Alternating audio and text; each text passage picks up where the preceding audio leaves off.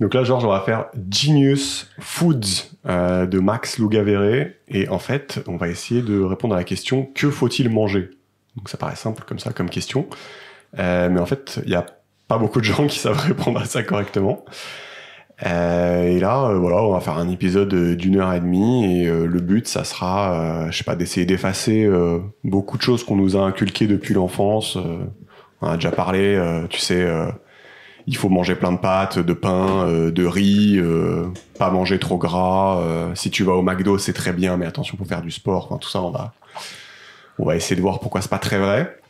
Et deuxième but, évidemment, c'est, je sais pas, essayer de reconstruire par-dessus des bases solides de nutrition. Donc je sais pas, en gros ça va faire 1h30 à écouter voilà, en podcast pendant que vous faites je sais pas, autre chose, la vaisselle, les transports, et en 1h30 peut-être que vous allez gagner quelques années de longévité, quelques années en meilleure santé. Moi ça me paraît être un bon deal, je sais pas ce que t'en penses. C'est clairement un bon deal. 1h30 de podcast contre quelques années supplémentaires. En termes d'investissement de temps, je pense qu'on est pas mal. Je sais pas, toi ça te chauffe du coup sur ce vaste sujet qu'on va essayer de traiter en 1h30, c'est peut-être... Ouais, bah moi ça me chauffe de ouf pour deux raisons. C'est que je suis assez convaincu de l'impact que les aliments qu'on ingère ont sur notre bien-être à la fois physique et mental. Je pense que c'est crucial, tu vois, comme le sommeil c'est hyper important, la bouffe c'est genre hyper important. Et deux, je suis quelqu'un de par nature assez paresseux. Et donc j'ai pas ni le temps ni l'envie de m'investir dans la préparation de plats particulièrement complexes ou dans la recherche de qu'est-ce qui est bon et qu'est-ce qui est mauvais. Donc j'aimerais qu'on me donne des guidelines un peu simples, enfin des conseils un peu simples à suivre au quotidien qui puissent orienter ma manière de m'alimenter. Et voilà, donc j'ai pas la connaissance, je suis flemmard, mais je suis convaincu que c'est important, donc ça m'intéresse. Et au niveau des guidelines, en fait, on nous en donne déjà, en fait. Hein. Tu sais, depuis qu'on est tout petit à l'école, on nous apprend des trucs sur comment manger. Je me souviens, en maternelle, moi, j'avais des cours, la pyramide des aliments, tout ça. C'est juste qu'on va s'apercevoir là que c'est un peu passé, quoi. On a découvert que c'était plus très vrai, quoi. Ouais, c'est ça aussi. C'est ça aussi qui me perturbe sur ce sujet, c'est que j'ai l'impression que les connaissances ont évolué dans le temps. Ou en tout cas l'état de l'art a évolué, ou le rapport de force entre lobbyistes a évolué. Ouais. Mais enfin, le fait est que ce qu'on me disait il y a 10 ans, j'ai l'impression que c'est plus d'actualité aujourd'hui. Et par ailleurs, il y a aussi, j'ai l'impression, beaucoup de charlatanisme et de bruit. Genre, j'ai l'impression qu'il y a énormément d'experts en diététique, en nutrition, en machin. Ouais. Et du coup, t'as des voix concordantes, et donc j'arrive pas très bien à savoir en fait c'est quoi le socle de connaissances un peu fixe. Bah en fait moi mon analyse c'est que ça c'est un truc qu'il dit dans le livre, il dit le Journal of American Medical Association a signalé qu'il fallait en moyenne 17 ans pour que les découvertes scientifiques en matière de nutrition soient incluses dans les pratiques au jour le jour du consommateur moyen, quoi. Ah ouais. Donc en fait si on s'appuie là-dessus on se rend compte qu'il y a un décalage incroyable entre la découverte scientifique et quand le mec lambda français ou américain va le mettre en application. Voilà.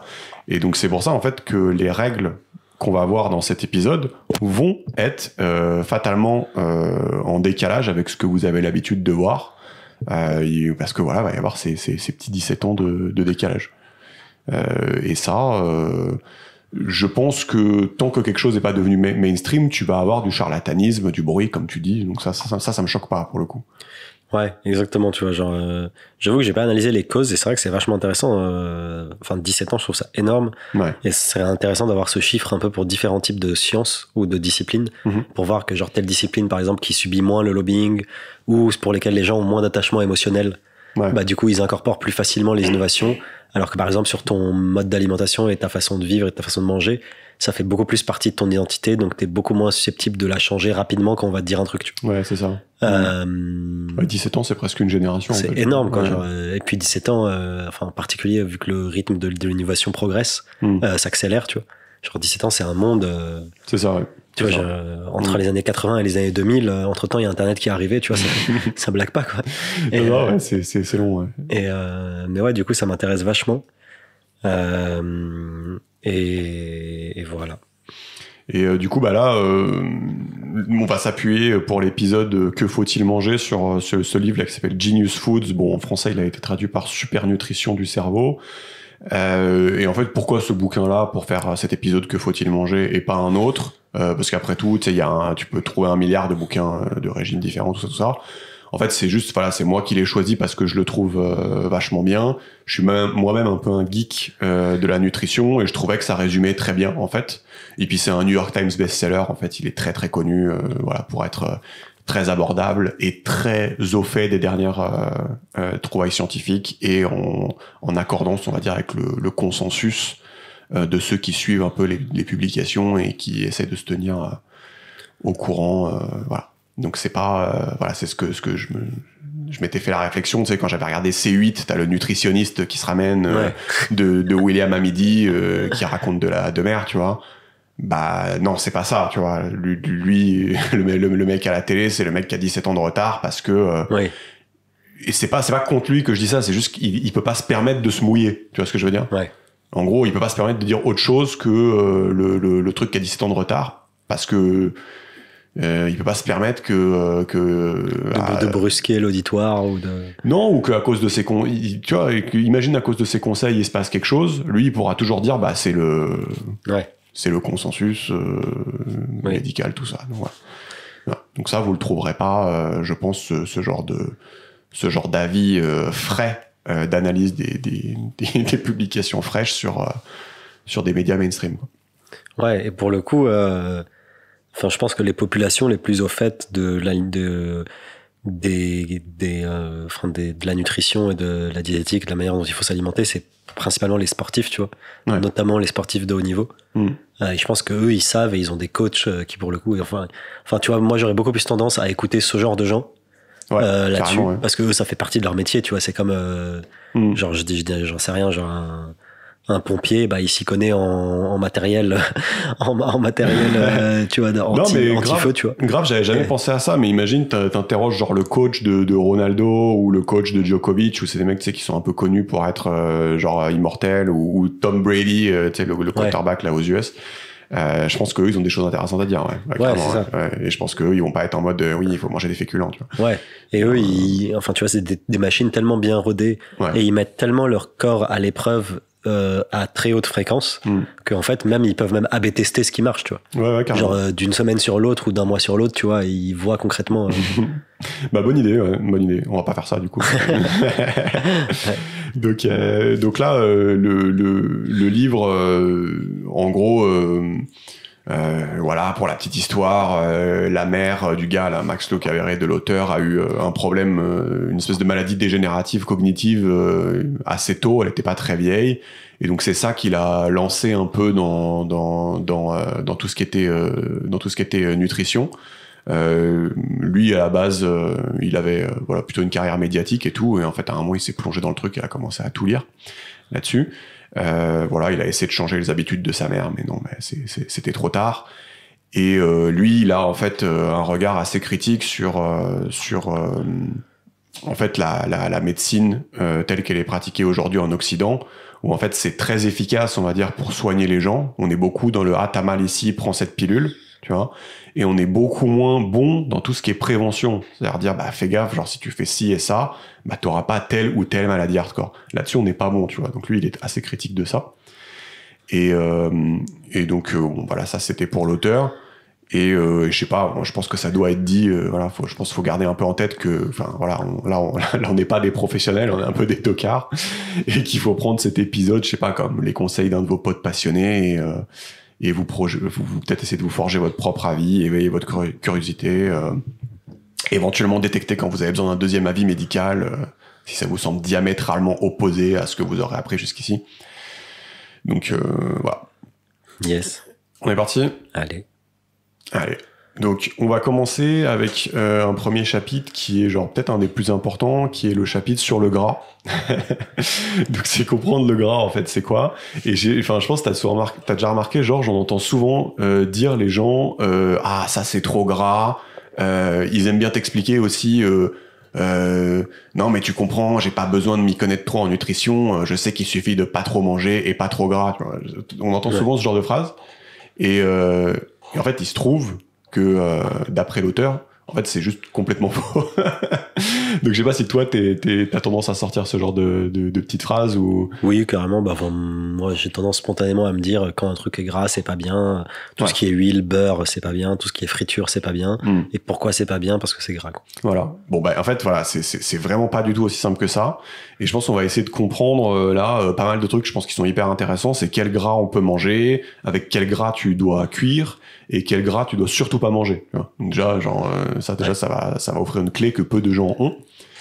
Et donc, voilà, on va passer le programme pour ce premier chapitre. Donc, ce qu'on va faire, c'est qu'on va essayer de classer le gras en 4 catégories. Et la première de ces 4 catégories, c'est ce qu'on va appeler les graisses polyinsaturées. Et donc, les plus connus, c'est oméga 3, oméga 6. Je pense que tu as déjà entendu ce mot. Et en gros, ce qu'il faut savoir, c'est que dans notre régime moderne occidental, on mange beaucoup trop d'oméga 6 et pas assez d'oméga 3. Et il y a un certain ratio à respecter qui est important parce que voilà, ça constitue la membrane de nos cellules et en gros, il faut avoir le bon ratio. Et nous, on mange trop d'oméga 6. Voilà. C'est pas spécialement mauvais, c'est juste qu'on n'a pas le bon ratio dans notre société moderne. Et la meilleure façon d'augmenter sa consommation d'oméga 3, c'est de consommer ce qu'on appelle les poissons SMASH. Et donc SMASH, c'est un acronyme pour t'aider à retenir, c'est saumon, maquereau, anchois, sardines et hareng. Ah, le bâtard. Et donc en gros, si t'aimes bien les sardines en boîte, voilà, que tu manges ça un peu souvent, ça va t'apporter les oméga 3 qui vont bien. Et ce que tu peux faire aussi, si t'es flemmard, puisque toi t'es flemmard, tu le disais, tu peux prendre un complément alimentaire d'oméga 3, où en fait c'est de l'huile de poisson dans des petites gélules, et tu prends ça tous les jours, et voilà. Et c'est un des compléments alimentaires les plus importants du coup dans notre régime occidental, parce que ça nous permet d'apporter ces oméga 3. Là, c'est effectivement ce que je fais.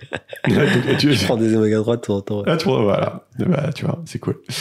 Donc ça, c'est un des bons moyens.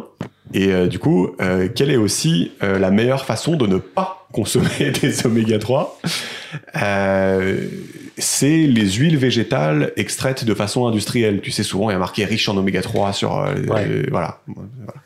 Donc pourquoi il faut pas faire ça? Parce que les graisses polyinsaturées, en fait, ça s'appelle comme ça parce que la molécule de cette graisse a plein, donc poly, tu retiens, plein de liaisons double carbone. Donc, je sais pas si tu as déjà fait de la chimie, si tu vois à quoi ça ressemble une liaison double carbone. Tu chercheras dans Google Images au pire. Ces liaisons double carbone, c'est une sorte de faiblesse au niveau de la molécule. Et donc, quand t'es polyinsaturé, bah, t'en as plein. Et donc, t'as plein de faiblesses. Et donc, la cassure de ces liaisons, c'est un truc qu'il va falloir éviter à tout prix. Donc, si la liaison double de ta molécule de gras, elle est cassée, donc ta molécule de gras, elle devient ce qu'on appelle oxydée, et elle va se mettre à réagir avec tout et n'importe quoi dans ton corps et créer tout un tas de problèmes graves, créant une espèce de réaction en chaîne de radicaux libres qui détruisent lipides, protéines, ADN, hormones, enzymes, vieillissement, tout ça, c'est caca, quoi. Ah, ça a pas l'air drôle. C'est caca.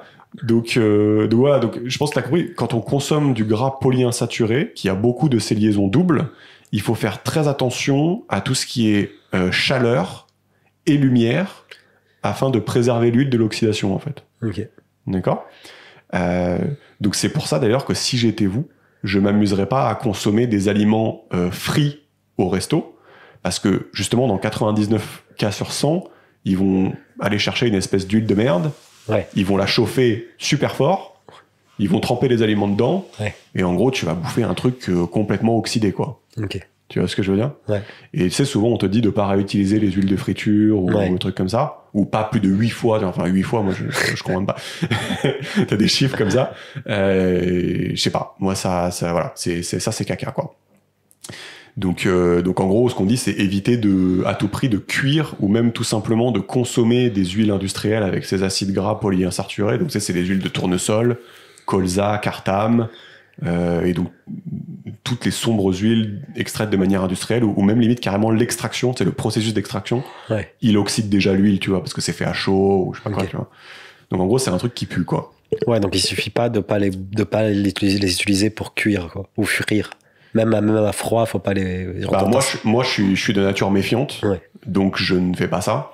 Mais parce que, genre, en fait, ce débat, il me fait rire. Mais en fait, j'ai aucun intérêt de les bouffer en fait. Enfin, Oui. tu vois, tu manges de l'huile d'olive et voilà, tu bouffes pas ça quoi. Ouais. Et donc en fait, enfin bref, on va en reparler avec la margarine et tout, mais enfin si vous voulez, juste ne bouffe pas ça. En fait, ça t'apporte pas un plaisir genre de bouffer. Oui, en fait, tu vois, genre, si t'as une probabilité que ce soit vraiment de la merde et qu'en plus ça t'apporte rien, autant le substituer à un truc. c'est un peu ça. D'accord. C'est un peu ça. Et donc voilà, souvent c'est marqué riche en oméga 3 sur la bouteille, mais voilà, on sait pas combien de ces oméga 3 ont été oxydés pendant ce processus d'extraction qui est ultra industriel. Voilà, et en plus oméga 3 c'est plus vulnérable à l'oxydation que oméga 6 parce qu'il y a plus de liaisons double carbone. Voilà. Et donc malheureusement, tu sais, quand tu vas dans la section bouffe de merde du supermarché, bah tout ce qui est huile, enfin tout ce qui est sauce, vinaigrette pour salade, tout ce qui est margarine, cookies, bar granola, chips, pizza, glace, en gros tout ça, bah, c'est bourré en fait de ces huiles de merde, Okay. potentiellement pas dans un état très très bon quoi. Ouais. Tu vois. Et donc ça c'est une des premières sources d'inflammation d'après l'auteur de notre régime occidental, tu vois. Et du coup, c'est quoi les huiles qu'il faut pas prendre et les huiles qu'il faut prendre? Donc ce qu'on avait dit là dans les huiles qu'il fallait pas prendre, c'était tournesol, colza, soja, cartame. Okay. Et ensuite dans les huiles qu'il faut prendre, je vais les donner après, c'est plus dans les monoinsaturés, mais je vais les donner après. Oui. Voilà. Donc là pour l'instant c'est juste les trucs sur lesquels il y a no go. Ouais. Voilà. Et d'ailleurs petite note, tu sais, dans les aliments naturels comme les sardines là, les oméga 3 sont protégés de l'oxydation parce que je sais pas, il y a des bails chelous autour. Enfin bref, c'est packagé. Donc voilà. Donc en gros, t'as compris, il faut manger des poissons smash, plus compléments alimentaires, et il faut oublier les huiles végétales industrielles. Et donc ça, malheureusement, si tu vas souvent au resto, c'est un peu chaud parce que le resto, en fait, il a aucune raison de pas te filer le truc le moins cher. Tu vois. Ouais. Dans le livre, il explique que même souvent, il coupe l'huile d'olive avec des huiles comme ça. Quoi. Ouais, d'accord. Ouais. Oui, en gros, en fait, le resto, tant que ça ne se reflète pas sur le goût ou sur l'apparence du plat, il va toujours prendre le moins cher. Ouais, exactement. Ouais. Tu vois. Ouais. Oui, en fait, tout simplement. même potentiellement un resto cher, tu vois. Ouais. Et donc oui, parce qu'en fait, il y a aucun moment il va te dire quelle huile il utilise et tout. Et donc oui, c'est un peu shady. Et donc en effet, bah, ça peut être problématique chez les gens qui ont tendance à beaucoup bouffer dehors. Tu peux rencontrer ce genre de problème-là où bah, enfin voilà, c'est pas grave de manger un peu d'huile de tournesol et tout. Juste si tu bouffes ça tout le temps, je pense que tu mets pas toutes les chances de ton côté, quoi. Tu vois. Voilà. Donc faut peut-être faire un peu attention. Et juste pour finir le chapitre là sur les polyinsaturés, il y a pas mal de gens qui sont véganes, qui mangent des oméga 3 en mangeant des graines de chia et des graines de lin. Donc ça c'est voilà, c'est leur moyen d'obtenir ça sans bouffer les sardines et je crois que les véganes ils bouffent pas non plus les capsules avec l'huile de poisson dedans du coup, parce que c'est de l'huile de poisson quoi finalement. Et en fait dans ces graines c'est des oméga 3 qui sont dits ALA et qui doivent être convertis en oméga 3 EPA et DHA par notre corps. EPA et DHA, c'est les trucs utiles. Et en fait, ce processus de conversion n'est pas très efficace, malheureusement, et même ça dépend du génotype. Donc si tu fais séquencer ton ADN, on va te dire à quel point, à quel taux de conversion tu peux convertir un truc. Et moi, je suis stylé, apparemment. Toi, tu convertis. Moi, je convertis à mais voilà. Donc apparemment, c'est pas très efficace. Et aussi, l'info aussi qu'on peut glaner, c'est que quand tu prends de l'huile de poisson, là, ton huile de poisson, en gros, faut avoir à peu près autant de EPA et de DHA dans ton huile, c'est marqué sur l'étiquette. Et en général, quand tu prends un truc pas cher, il y a beaucoup de DHA. Voilà. C'est petite astuce. Petite astuce malin. Donc voilà. Donc ça, c'était les polyinsaturés. Et là, pour répondre à ta question, la deuxième catégorie de gras, c'est les monoinsaturés. Donc je sais pas si t'as compris monoinsaturé, du coup, c'est quoi la caractéristique de la molécule? C'est qu'elle a pas de double liaison. Elle en a une. Elle en a une. Donc par définition, en fait, elle résiste bien à la chaleur. Et donc c'est un truc qu'on va plus on va plus avoir tendance à considérer ça comme sain à consommer. Donc ça va être les trucs genre avocat, huile d'avocat, noix de macadamia ou huile de noix de macadamia, ça existe aussi. Saumon sauvage, et lui surtout il dit huile d'olive extra vierge, donc lui c'est un espèce de kiffeur de l'huile d'olive extra vierge. Il explique qu'il se fait des shots. Mais non. Si. Il nous invite à redécouvrir le goût poivré de la vraie huile d'olive. Après c'est vrai que c'est trop bon l'huile d'olive, tu vois, il y a la bonne huile d'olive. Bah voilà, et donc en gros lui il dit pas de restriction sur l'huile d'olive extra vierge, c'est vraiment très très bon pour la santé. Et ce qui est cool aussi avec l'huile d'olive, du fait que ça soit mono-insaturé, c'est que tu peux l'utiliser pour la cuisson. Alors, faut pas cuire comme un excité, tu vois, parce qu'il y a quand même une liaison carbone à casser. Mais genre, si tu fais des chaleurs normales, tu vois, genre, c'est stylé. L'huile d'olive. Par contre, ça perd ses nutriments si tu la cuis. Ouais. Tu vois, donc ça devient neutre, quoi, voilà. Donc, mais ça devient pas genre oxydé, tu vois. Ouais. Donc ça te nique pas ta race, tu vois. Donc, ça te défonce pas la gueule. Ça te défonce pas. Non, mais du coup, c'est vachement intéressant. Donc, en fait, c'est pas que l'huile en soi, c'est mauvais. C'est que, parce que c'est gras, c'est que les graisses polyinsaturées, c'est mauvais parce que les liaisons de carbone se rompent ou se distendent à la chaleur, donc l'huile s'oxyde et du coup ça génère des réactions dans ton corps qui sont extrêmement mauvaises. Mais par contre du coup il y a des huiles qui sont mono-insaturées, donc qui résistent beaucoup mieux à la chaleur, donc ils ne s'oxydent pas et du coup elles pour le coup en fait tu peux en bouffer et c'est même bon pour ton corps. Exactement. Et tu vois, là, il rajoute une astuce. Il dit que certains nutriments des légumes ne sont pas bien absorbés s'il n'y a pas de gras. Donc, typiquement, si tu as envie de te faire une grosse salade avec plein de trucs dedans, bah, c'est cool de l'arroser, en fait, d'huile d'olive. Typiquement, il appelle ça le fat ferry dans le livre. C'est un truc qui aide à l'absorption des nutriments. Donc, voilà, essaie toujours de te dire, bah, si j'ai une petite salade, je l'arrose d'huile d'olive et c'est cool, quoi. Ok. Est-ce qu'après, t'as deviné qu'est-ce qu'il y a après polyinsaturé et mono-insaturé? Il y a duo-saturé. Il y a ce que tu disais tout à l'heure, il y a saturé, donc il n'y a pas de liaison carbone. Il n'y a pas de liaison double carbone, pardon. Voilà. Donc ça, c'est godlike pour la cuisson. Genre, tu peux y aller comme un chien, ça va pas s'oxyder. et voilà. Et donc, en gros, c'est quoi ces graisses-là? C'est tout ce qui est fromage, beurre, gras de bœuf, de porc, huile de coco, et aussi huile d'olive un peu. Il y a un peu de graisse saturée dans l'huile d'olive. Et donc, et c'est souvent aussi de manière solide. On le trouve souvent de manière solide à froid. Parce que, je sais pas, il y a une propriété de la molécule quand t'as pas cette double liaison carbone, du coup, elle se plie pas. Et donc, ça a tendance à être compact, tu vois. Okay. Voilà. Et aussi, on entend souvent les graisses saturées, c'est mal. Je pense que t'as déjà entendu ça plein de fois. Donc ça, c'est du bullshit complet. Hein. Ah ouais? Voilà, c'est le truc c'est la vieille étude là sur le sucre. Les graisses saturées, ça fait monter le cholestérol ou je sais pas quoi. Il y a tout un chapitre sur le cholestérol, on va reparler. Donc ça sert à rien de s'attarder ici. Voilà. Donc en gros, les graisses saturées, c'est pas mauvais. Bah, lui, il dit que tant que c'est consommé pour cuisson à haute température et ou dans des aliments non transformés, en fait, il n'y a aucun souci, quoi. Enfin, en gros, c'est un truc naturel. Vas-y, quoi. Ok. Et voilà. Donc, perso, en tant que geek, moi, je cuis avec de l'huile d'avocat ou du ghee. Donc, ghee, ça s'écrit G-H-E-E. Et ça s'appelle du beurre clarifié. Et ça, c'est les deux trucs, c'est genre godlike pour la cuisson, ça s'oxydera jamais, quoi. Ok. Donc voilà, ça, c'est l'astuce de geek. Ah, mais ça, c'est pas mal, mais ouais, ça, c'est pas mal. Du coup, dès que vous avez à cuire un truc, cuisez-le avec du beurre clarifié ou du beurre d'avocat, quoi. Ou de l'huile d'avocat. Ou de l'huile de coco aussi, ça marche et c'est plus facile à trouver. Enfin, les trois sont à Naturalia, hein, donc vous pouvez vous... Mais ça, c'est intéressant, en fait. Du coup, juste, tu te poses plus de questions, tu cuis à ça et puis c'est tout, quoi. Exactement. Voilà. Non, mais voilà. Donc, tu vois, moi, c'est ça qui m'intéresse. Bah, ça aide, en vrai, voilà. Genre, peu de gens le savent, mais voilà. Et encore une fois, tu vois, si, autant cuire à ça, tu vois. Enfin, je veux dire, prenez pas le risque d'être tête de mule et de dire, non, je vais quand même cuire avec le truc de colza, tu vois. J'en ai rien à foutre. Dans le doute, quoi. Dans le doute, tu vois, genre, voilà. Et la quatrième et dernière catégorie de gras, et ça tu peux pas deviner ce que c'est ce qu'on appelle les graisses trans. Les graisses non binaires.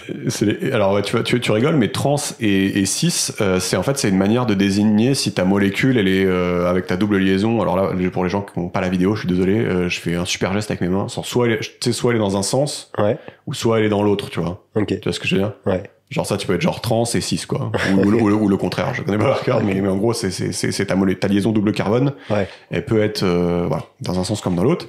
Et donc la trans, c'est quand t'as cassé cette liaison double carbone et qu'elle s'est reformée, mais dans l'autre sens. Okay. Tu vois ce que je veux dire? Et donc ça, c'est le pire du pire du pire de toutes les graisses. C'est un produit indésirable qui apparaît lorsqu'on prend une huile de merde végétale. Donc voilà, ce qu'on avait dit là, les huiles ultra-industrielles.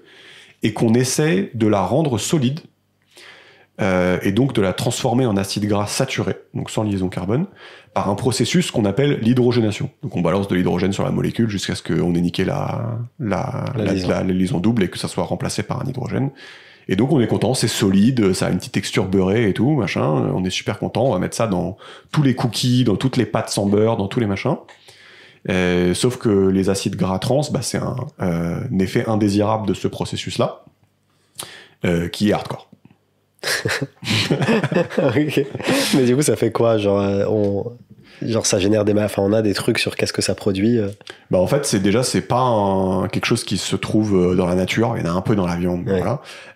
Et donc notre corps sait pas quoi faire de ce truc-là. Et donc d'après l'auteur, c'est en gros corrélé à des maladies cardiaques, quoi. Ok. Mais apparemment, c'est vraiment vraiment mauvais, tellement que ça a été interdit, je crois, aux États-Unis, et c'est en train d'être interdit dans beaucoup de pays. Ah oui. Et il me semble que c'est interdit en France à plus de 1% de teneur ouais.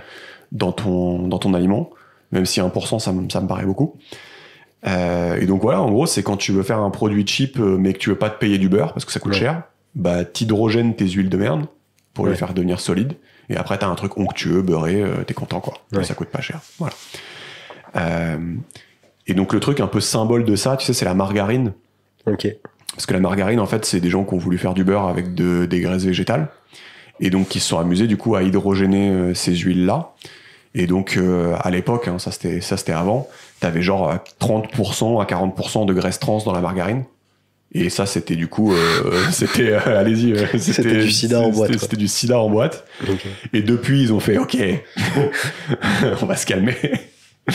Et du coup, depuis, ils font la pub que genre ils arrivent à faire des processus qui ne créent pas de graisse trans. Donc okay. ils mélangent de l'huile de tournesol, de colza et je sais pas quoi avec de l'huile de coco. Je sais pas ce qu'ils font. Et ils font de la margarine. Honnêtement, moi je bouffe pas ça. Parce qu'en fait, encore une fois, on revient. Tu sais, je vais sûrement y avoir des gens dans les commentaires qui disent mais c'est très bien la margarine, je sais pas quoi. Ouais. Quel est l'intérêt, tu vois? Oui, je vois. C'est ça la question. Bah après, souvent l'intérêt c'est financier, quoi. C'est que c'est moins cher. Alors, en effet, oui, parce que ça te permet de faire des trucs un peu cheap, et ça, je suis d'accord. Ouais. Alors, effectivement, si les finances c'est un problème. Par contre, je sais pas qu'est-ce qui coûte le moins cher, quoi, de se guérir après ou de. Oui. Ouais, je sais pas. Oui, en fait, il y a deux arguments. J'avoue, il y a ça fait chier. Ouais. Oui. Donc il y a l'argument, c'est que souvent, en fait, c'est vrai que les trucs mauvais pour la santé sont moins chers, ouais. parce que c'est ce qui génère du plus grand rendement, je sais pas quoi. Mais après, il y a deux contre-arguments, c'est qu'un, effectivement, finalement, in fine, tu le payes plus cher après en dommages de santé. Ouais. Et donc même financièrement, potentiellement, sur le long terme, c'est pas rentable. Et par ailleurs, tu aurais l'argument de on peut potentiellement augmenter le pourcentage de nos dépenses qui est lié à l'alimentation et sacrifier d'autres postes de dépenses parce qu'on considère que l'alimentation c'est crucial. Oui, et puis après on a déjà eu aussi cette discussion qui était c'est pas forcément normal que les trucs qui coûtent le moins cher sont les trucs qui après génèrent les soins de santé les plus oui. chers chez les gens, tu vois. Enfin, oui. Il y a aussi un truc à corriger là-dessus. Ouais.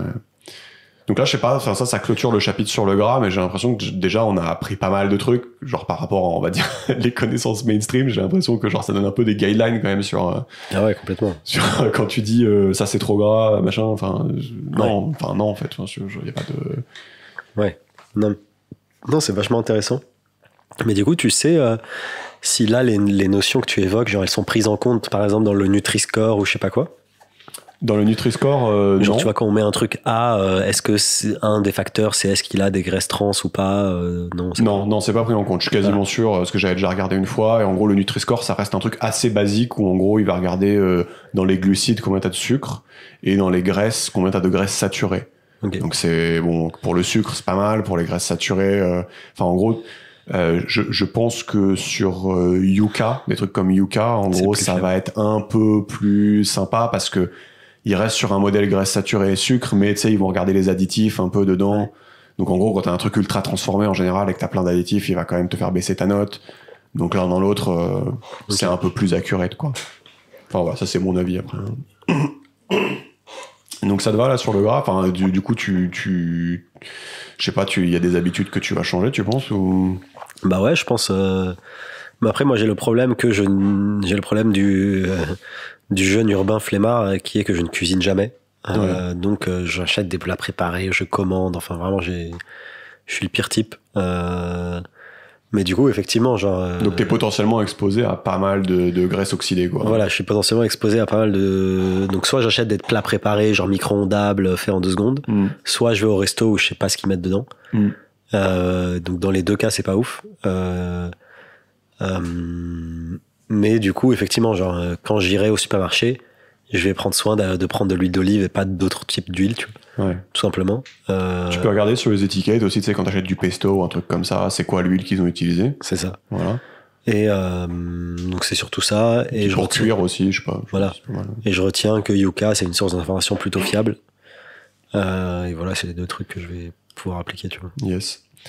Ok.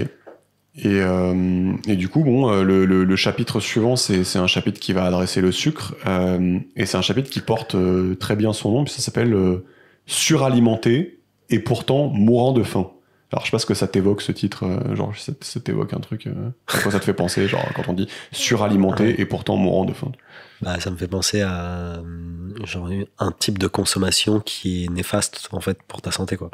C'est genre suralimenté dans le sens où tu consommes, tu ingères des trucs, mais mourant de faim dans le sens où ça n'apporte pas les bienfaits nécessaires au fonctionnement de ton corps. Ouais. C'est un peu ça, hein, qui va dire, je vais expliquer. Donc, lui, il dit qu'on nous inculque depuis qu'on est tout petit, tu sais, plus de blé égale plus de santé. Et donc, voilà, il raconte une histoire un peu caricaturale où il dit on mange un grand bol de granola le matin, un bagel au blé complet, ensuite un fruit. À midi, on meurt de faim et donc on se prend un sandwich avec du blé complet, un bol de riz complet. Après, on a le coma d'après déjeuner et puis on prend un goûter pour garder la pêche. Et après, au dîner, il y a encore du riz complet ou des pâtes complètes. Et en gros, lui, il est là. Est-ce vraiment ça qu'il faut manger? Et donc, il explique qu'en fait, l'invention de l'agriculture, tu vois, il remonte un peu, il dit ça a certes mis un terme à la famine, mais en fait, ça a aussi mis un terme à un gros apport de nutriments. Et selon lui, alors, il dit qu'on aurait perdu l'équivalent volumique d'une balle de tennis dans notre cerveau ces 10 000 dernières années, à force de manger en fait du fourrage pour humains, entre guillemets, donc des calories en fait, finalement, et pas des nutriments. Et en fait, ce qu'il dit, c'est que nos ancêtres chasseurs-cueilleurs, lorsqu'ils étaient pas beaucoup et qu'ils avaient pléthore de bouffe, en fait, potentiellement, ils étaient 1000 fois mieux nourris en termes de nutriments que nous, quoi. Hein. Et d'ailleurs, je sais pas si tu te rappelles, dans l'épisode sur Sacred Cow, je m'étais un peu fourvoyé à un moment, donc mea culpa, parce que, tu sais, je disais, aujourd'hui, on mange pas beaucoup plus de viande qu'avant. Et vous m'aviez dit, bah non, moi, mon grand-père, clairement, il mangeait moins de viande et tout. Ouais. Et en fait, non, quand je dis avant, c'est chasseurs-cueilleurs, en fait. Ouais. Donc, chasseurs-cueilleurs, ils avaient vraiment la diète Homo sapiens, on va dire, optimisée, quoi. Et donc, aujourd'hui, c'est vrai que c'est assez diamétralement opposé parce que blé, riz et maïs, donc en gros du sucre, une fois que tu as digéré tout ça, c'est 60% de l'énergie alimentaire mondiale. Tu vois. Ouais. Donc, c'est quand même impressionnant. Enfin, voilà. Et après, tu as l'objection classique, c'est qui dit que les fruits sont sucrés. Et les chasseurs-cueilleurs, ils mangeaient des fruits. Mais en fait, lui, il explique que déjà, ils étaient beaucoup moins gros et sucrés qu'aujourd'hui. Tu sais, il y a eu 10 000 ans de sélection naturelle. Ouais. Qu'ils étaient rares et de saison. Et en gros, que la consommation 365 jours de fruits n'existait pas. Et aujourd'hui, elle revient à préparer notre corps pour un hiver qui ne vient jamais. Ok. Et quand tu dis le fourrage pour humains, riz, blé, et c'est quoi, riz, blé et quoi? Et maïs. Et maïs. En gros, et en fait, c'est quoi? C'est que pendant le processus de digestion, ça se transforme en glucides? Ouais, en fait, ça, c'est des aliments, c'est des aliments qu'on appelle des glucides, donc c'est des sucres complexes. Et en fait, la seule différence avec du sucre de table, on va dire, qui est juste du sucre simple, quoi, c'est qu'en gros, ces sucres complexes, ils ont besoin d'être digérés, en fait, avant d'être transformés en sucre simple. Voilà. Donc, en fait, lui, il dit souvent, en dessous de la ceinture, les pâtes, c'est du sucre, quoi, en fait. Hein. Ouais. C'est pas parce que tu les as peut-être distillés un peu plus doucement dans ton corps que c'est autre chose, en fait. Donc, en fait, c'est juste du sucre, mais du coup, qui réclame une forme d'effort digestif enfin, c'est un aliment qui, in fine, après un certain dépense calorique de ton système digestif, sera transformé en sucre. Et c'est juste que, par rapport à son volume, effectivement, ça correspond pas au même volume de sucre, vu que ça doit être dégradé, il faut qu'il y ait des bails. Si mais tu en regardes gros- la quantité de sucre dans ton sang après avoir mangé ça, Ouais. elle va monter moins vite que si tu avais mangé, je sais pas, des bonbons, tu vois, ou genre Ouais. du sucre de table, où en gros, là, tu vas vraiment avoir un pic de sucre dans le sang. Ouais. C'est juste que l'intégrale sous la courbe, enfin l'air sous la courbe, va être le même dans les deux cas. Ok. Tu vois ce que je veux dire? Ah ouais, l'air sous la courbe va être le même, Bah carrément. oui. Ouais, non, mais ça, c'est pas évident pour moi. Bah oui, Ouais. oui. Ouais. Ok. Donc c'est juste qu'il y en a un, ça te fait une espèce de courbe un peu aplatie, Ouais. mais large. Ouais. Et l'autre, ça te fait une courbe, ça te fait un pic, quoi, mais très haut. Ok. Et donc lui, voilà, il déplore que typiquement dans notre alimentation, aujourd'hui, on ne trouve plus certains nutriments comme, voilà, il dit potassium, les vitamines B, E, K, magnésium, vitamine D, sélénium. Et je me permets une petite parenthèse parce que, tu sais, il y a beaucoup de gens qui sont déficients en vitamine D parce qu'en fait, ça se synthétise avec l'exposition au soleil. Tu sais, faut être au soleil pour faire de la vitamine D. Ouais, mais moi j'avais ça, du coup j'ai pris une espèce d'ampoule. Ouais, bah voilà. Exactement. Ouais. Exactement. Et en particulier, si vous avez la peau noire ou mate et que vous vivez en France, c'est d'autant plus vrai. C'est-à-dire que vous avez encore plus besoin d'être au soleil, quoi, en fait. Oui, parce qu'en fait la peau noire ou mate, justement, elle. C'est fait pour se protéger. C'est fait pour se tu vois. protéger, et du coup ça traite moins les UV ou je sais pas quoi. Exactement. Et Voilà. Et ça, en vrai, c'est pas un truc genre 80% des Français ont un déficit en ça. C'est assez horrible, ouais. Et alors que c'est vraiment un pilier de la santé que quand t'es flemmard, tu peux améliorer très facilement, quoi. Ouais. En gros, c'est un des compléments alimentaires les plus importants. Donc je vais dire, pour moi, c'est le deuxième complément alimentaire fondamental après les oméga 3 là. Donc c'est la vitamine D. C'est des petites gouttes que tu peux prendre. Ou alors, je connais moins une giga ampoule qui te procure pour plusieurs mois. Bah moi, j'avais pris ça. Voilà, ouais. Ça, j'avais vu, mais c'est vrai que ça m'a paru en fait, chelou. Mais il fallait que j'en prenne 3. Il m'avait prescrit 3, donc une par mois pendant 3 mois. D'accord, ouais. Bah voilà, ça, je connais moins. Moi, je prends des gouttes. Donc, en gros, faut faire un peu gaffe parce que, tu sais, il y a genre les apports journaliers recommandés qui sont de 5 mg, qui est 500 UI. Et en gros, ça, c'est une dose pour enfants. Ouais. Donc faut quand même plutôt être à 2000 UI si tu veux avoir un peu une dose normale. Okay. Et voilà, il suffit de prendre, c'est pas bien compliqué, quoi. Il suffit de prendre ces gouttes de vitamine D et ça aide. Il y a vraiment des gens, c'est un truc vraiment facile que tu peux prendre pour être en bien meilleure santé. Et ça sert à quoi du coup la vitamine D? Aucune idée.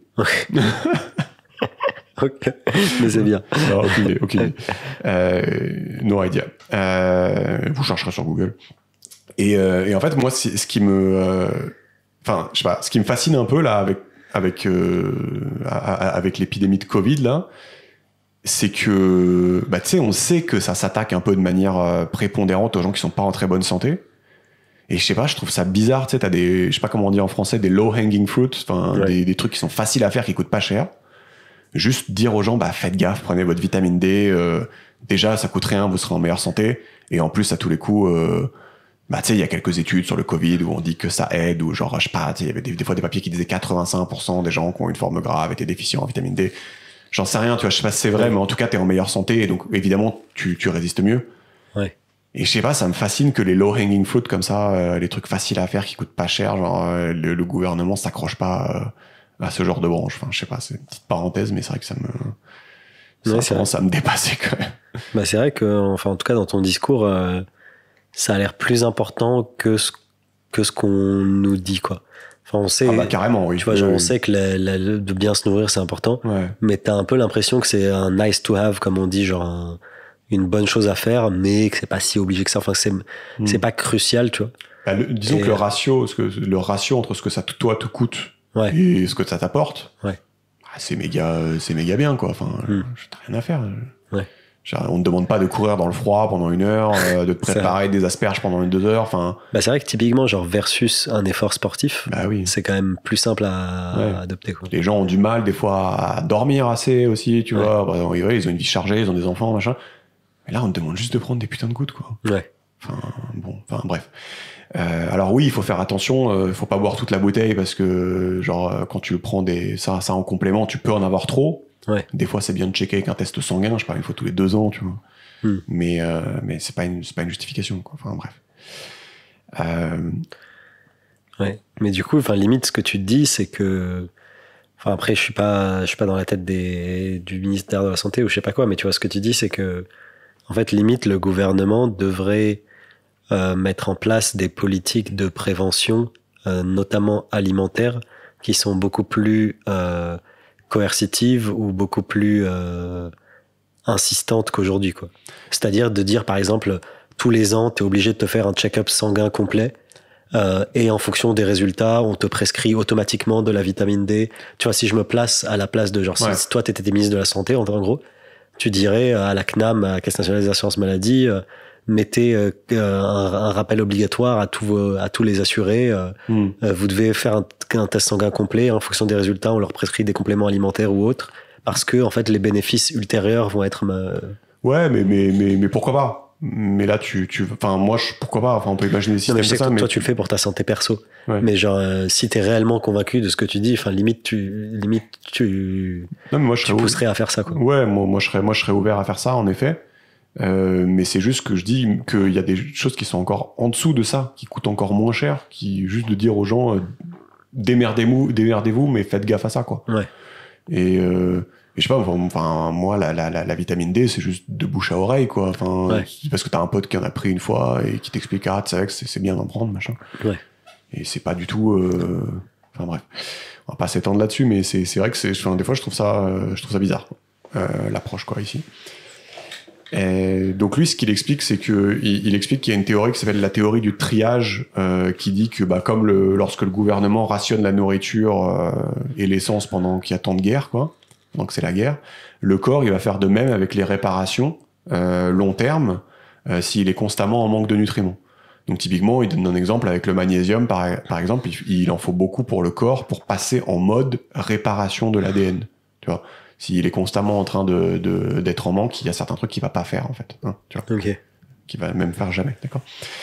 Donc c'est bien fait. Ouais. Non, mais oui. C'est-à-dire que notre corps a une sorte de système de priorisation de la consommation de ressources en fonction du flux entrant. Tout à fait. Donc, genre, en gros, ton corps analyse, il dit, genre, si j'exagère, il dit, oui, les 4 derniers mois, le flux entrant de magnésium a été en moyenne de temps, du coup, je vais décaler. Le plus important. C'est ça. Du coup, je vais décaler la repousse de tes cheveux. C'est ça. Parce que, tu vois, genre... C'est ça. C'est stylé. C'est ça. Et donc, là, si on revient un peu au sucre,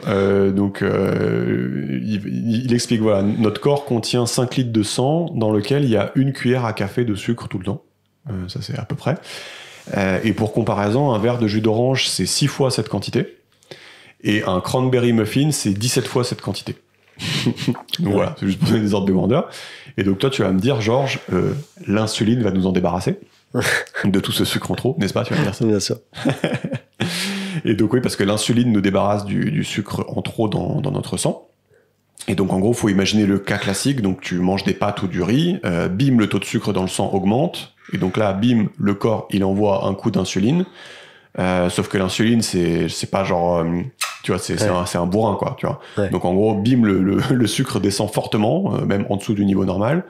Et après, ça va remonter petit à petit au normal. Et des fois, même quand il descend un peu trop, tu vas avoir faim, quoi, tu vois. C'est ce que je veux dire.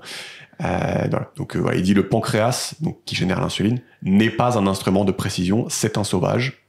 Quand il y a trop de sucre, il va le mettre au sol, ce qui va déclencher cette sensation de manque. Et donc, moralité, autant ne pas manger systématiquement 100 grammes de pâtes ou de riz à chaque repas. Donc sucre lent, pas lent, blé complet, une fois digéré, c'est du sucre, on l'a dit. Et ça vous évitera d'avoir envie de pioncer et d'avoir faim 2 heures après. Donc c'est pas mal comme deal. Et il y a beaucoup de gens qui répondent « Oui, mais moi j'ai faim si je mange pas de féculents. » Et en fait, non. C'est parce que tu manges des féculents que t'as faim, en fait. Et il y a un moment, il va falloir un peu se désintoxiquer et un peu... comment dire... arracher le sparadrap, quoi. Ouais. Et après, tu vas voir, ça va aller beaucoup mieux. Tu vas pas avoir faim toutes les 2 minutes. Voilà, tu vas plus être un drogué. Ouais, mais du coup, ça, c'est un phénomène que t'as pas trop décrit. C'est que, genre, il y a un truc d'accoutumance, quoi, dans le corps. Ouais. C'est-à-dire que, genre, si ton corps est habitué à recevoir telle quantité de sucre, de glucides sous différentes formes, par repas ou par jour, si un jour t'arrêtes de lui en donner, même si c'est un truc qui est quand même foncièrement inutile au corps, il va quand même t'envoyer le signal de t'en as besoin et il faut que tu le bouffes. Ouais, en fait, il y a un chapitre après qui décrit un peu toutes les essences que le corps peut utiliser pour fonctionner. Ouais. Mais en effet, il y a ce que tu dis, c'est que si depuis 30 ans, en fait, tu alimentes ton corps avec du sucre en continu, il a tendance à oublier un peu comment on utilise les sources de fuel alternatives. Et donc, en effet, si du jour au lendemain, tu commences à couper, il va être un peu perdu. Et c'est ce qu'on appelle, tu sais, quand les gens passent en régime cétogène, c'est le régime où ils mangent plus du tout de sucre. Ouais. En gros, t'as ce qu'on appelle la grippe cétogène, qui en gros, le mec, il est païen, quoi. Parce que en gros, juste son corps est là, what the fuck, il est où le sucre, tu vois. Et genre, pendant un petit moment, tu vas vraiment pas être bien. Mais en fait, du coup, son corps, il dit, il est où le sucre? Parce que du coup, il devient... Il sait pas faire autrement. C'est ça, il devient incapable de choper les nutriments dont il a besoin via d'autres substances parce qu'il est trop habitué à les choper via Exactement. Et voilà. Et après, on a tout un chapitre sur ces fuels. Donc en fait, même s'il prend la quantité requise d'autres substances, son corps n'est pas en mesure de les traiter avant un certain délai. C'est ça. Et en général, ça se compte en 1 semaine ou 2.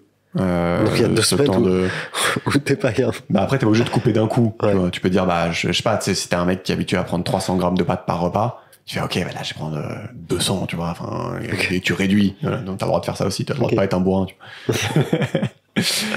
Et voilà. Donc ça, c'est intéressant déjà. Et mais il y a aussi des gens qui vont répondre, bah moi concrètement je m'en fous en fait d'avoir envie de pioncer ou d'avoir faim à 10h du mat après avoir bouffé mon petit déj à 8h. Après avoir mangé mes céréales, j'en ai rien à foutre, et j'ai quand même envie de manger plein de sucre quand même. Il y a des gens qui vont te dire ça. Mais le problème c'est que non, parce que si t'as un excès de glucose dans le sang, en fait il y a un processus pas cool qui va se mettre en place qui s'appelle la glycation. Et en fait, c'est lorsqu'une molécule de glucose se colle à une protéine ou à la surface d'une cellule. Et donc, on va avoir formation de protéines ou de lipides qu'on dit glycogénés, donc où la molécule de sucre s'est collée au truc. Et c'est très associé aux inflammations et au vieillissement du cerveau, de la peau, du foie, des reins, du cœur, la cataracte, tout ça. Ces molécules glycogénées, on en trouve aussi dans la fumée de cigarette et dans les viandes cuites à haute température, façon barbecue notamment. Et donc, bah non, en fait, tu peux pas passer ton temps avec plein de sucre dans ton sang parce qu'en fait, ça crée ces espèces de byproducts. Je sais pas comment on dit en français, byproducts. Ouais. On sait pas. De byproducts et qui sont pas ouf. Et donc, tu vois, là, on dit il y en a dans la viande, mais en fait, typiquement, quand tu regardes, en moyenne, les véganes vont quand même avoir en général plus de molécules glycogénées malheureusement parce qu'ils vont tendance à s'appuyer plus sur des sucres lents dans leur alimentation parce qu'ils ont déjà pas la viande. Donc malheureusement c'est pas l'astuce qui tue de pas manger de la viande parce que du coup tu vas t'appuyer sur des sucres lents et des fruits. Et lui il donne une astuce de pro. Il dit que quand tu manges de la viande avec des légumes, en fait tu neutralises la plupart de ces molécules glycogénées quoi, en fait de la viande. Donc c'est une petite astuce de professionnel. Petite astuce malin. Voilà.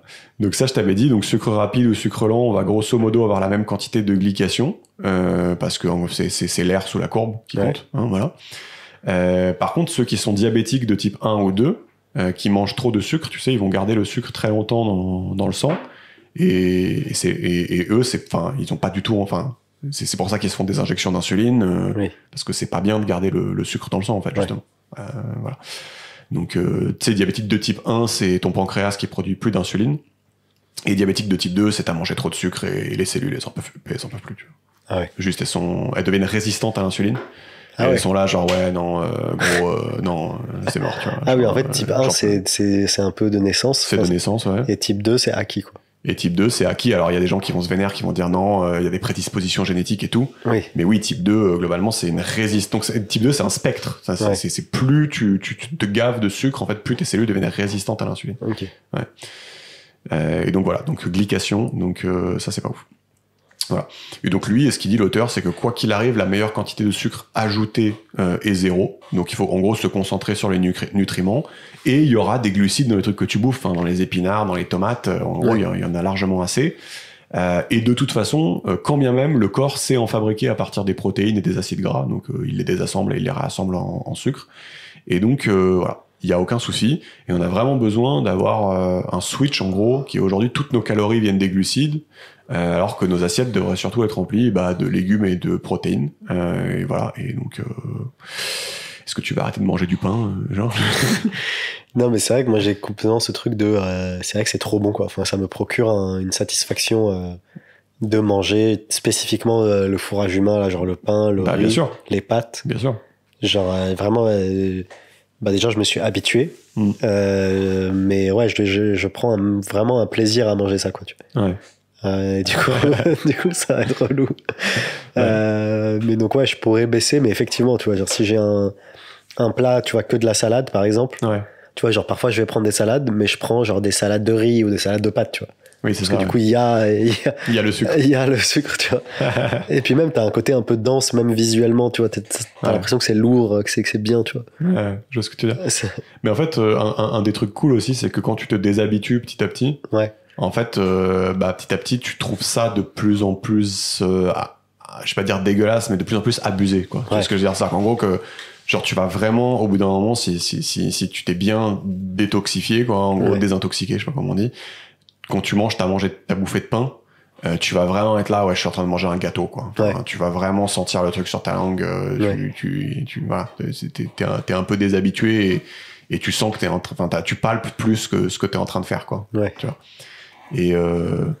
Et un truc marrant que j'avais fait, mais que personne va faire, c'est que tu peux t'acheter ça s'appelle un freestyle libre. Donc c'est un capteur qui coûte 40 € que tu te mets sur ton bras, qui va te durer 2 semaines et qui est connecté à ton iPhone. Et ça te monitore la quantité de sucre dans le sang, parce que c'est un truc que les diabétiques utilisent. Et en fait, ça, c'est vachement bien pour s'éduquer un peu. Tu vois, genre, c'est quoi l'aliment? Parce que en plus, on est tous un peu différents. On réagit pas bien à certains aliments et tout. Et c'est quoi l'aliment où quand je le bouffe, ça devient n'importe quoi, tu vois.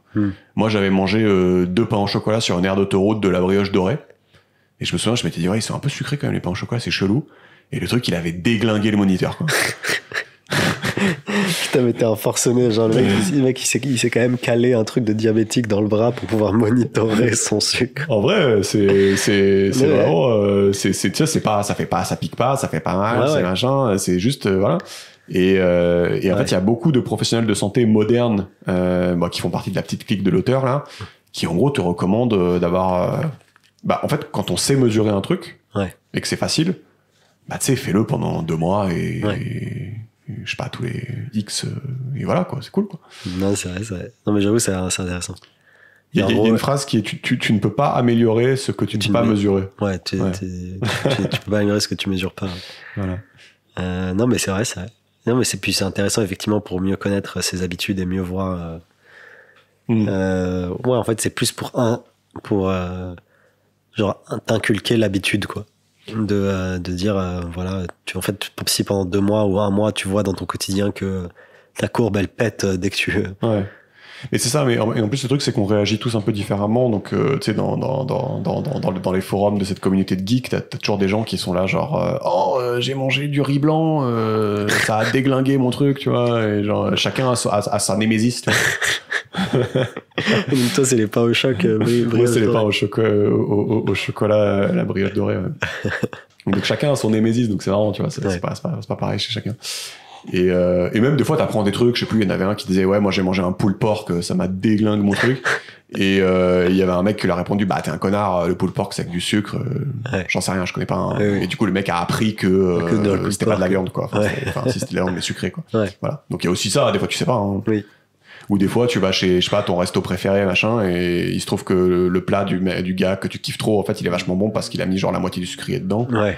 Et ça, mais tu vois, genre, en vrai, tu découvres les sucres cachés. C'est ça. Tu perds toutes tes illusions. T'es plus innocent. T'es plus innocent. Ouais. Mais ça, je pense que ça va vraiment se démocratiser. On va bientôt avoir des trucs où sur l'iPhone tu vas avoir en live tout ce genre d'infos, quoi. Mais c'est une question de temps. Donc là, on va faire le chapitre tant attendu du cholestérol. Non, ça va aller assez vite. Donc je pense que t'as déjà entendu la phrase tu peux pas manger des œufs trop souvent parce que le cholestérol des jaunes d'œufs va boucher tes artères. Je pense que t'as déjà entendu ce genre de conneries. Enfin, en tout cas, j'ai déjà entendu que le jaune, c'est pas bien. Ouais, voilà.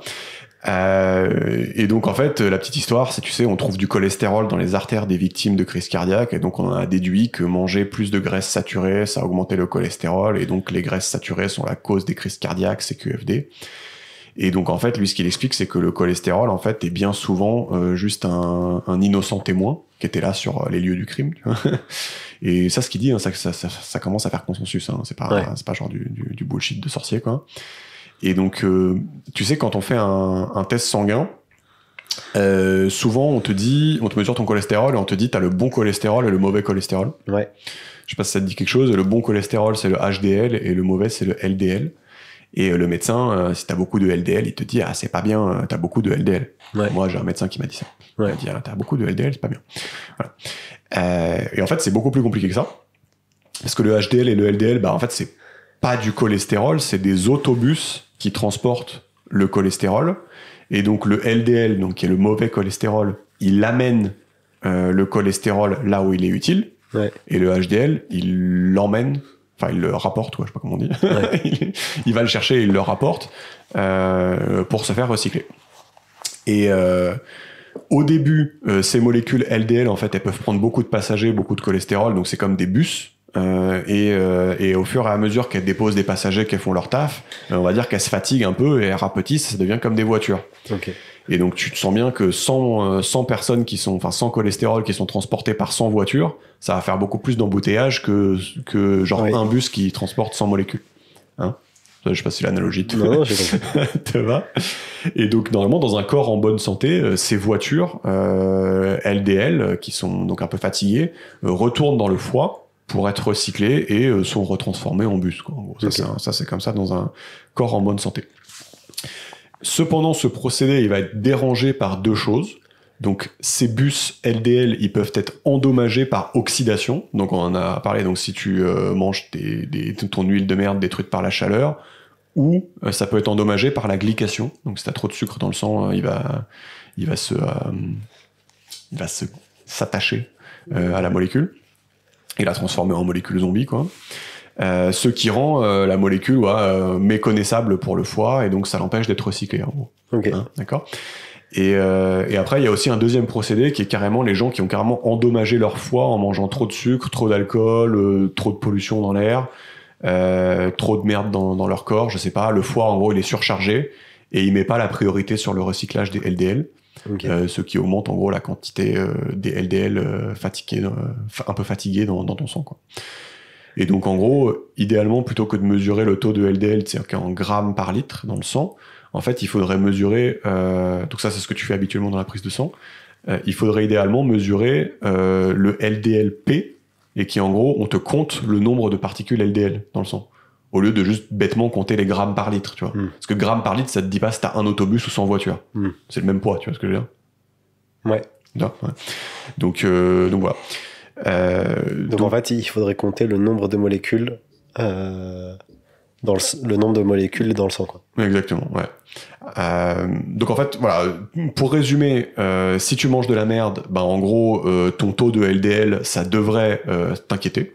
Parce que je pense que enfin, les médecins n'ont pas complètement craqué, tu vois. Genre, en gros, ils se basent sur Monsieur Lambda qui mange comme Monsieur Lambda. Et ils disent, bah là, t'as un taux de LDL élevé, donc je pense que tu dois probablement beaucoup manger de la merde. Ouais. Et donc voilà. Donc si tu manges de la merde, faut que ça t'inquiète, en effet. Faut écouter ton médecin. Par contre, la solution, c'est pas de manger moins gras, c'est juste d'arrêter de manger de la merde. Voilà. Donc voilà. Et par contre, si tu manges bien, il y a de grandes chances que ton taux de LDL élevé, ça soit pas grave du tout, en fait. Tu vois ce que je veux dire? C'est juste que tes graisses, elles circulent, elles alimentent ton corps. Il y a aucun souci particulier. Et donc voilà, bon, j'espère que ça te va, j'espère que t'as compris que tu pouvais manger des œufs du coup. Ouais, donc en fait le point là-dessus c'est que la guideline, enfin le conseil qui est générique qui est donné n'est applicable que si t'as une alimentation pas très équilibrée, qui est que du coup si t'as beaucoup de LDL c'est pas bien. Ouais. Par contre si t'as une alimentation équilibrée, donc il y a un cas particulier qui est que si tu manges bien et t'es globalement en bonne santé, tu peux avoir beaucoup de LDL sans que ce soit nécessairement nocif.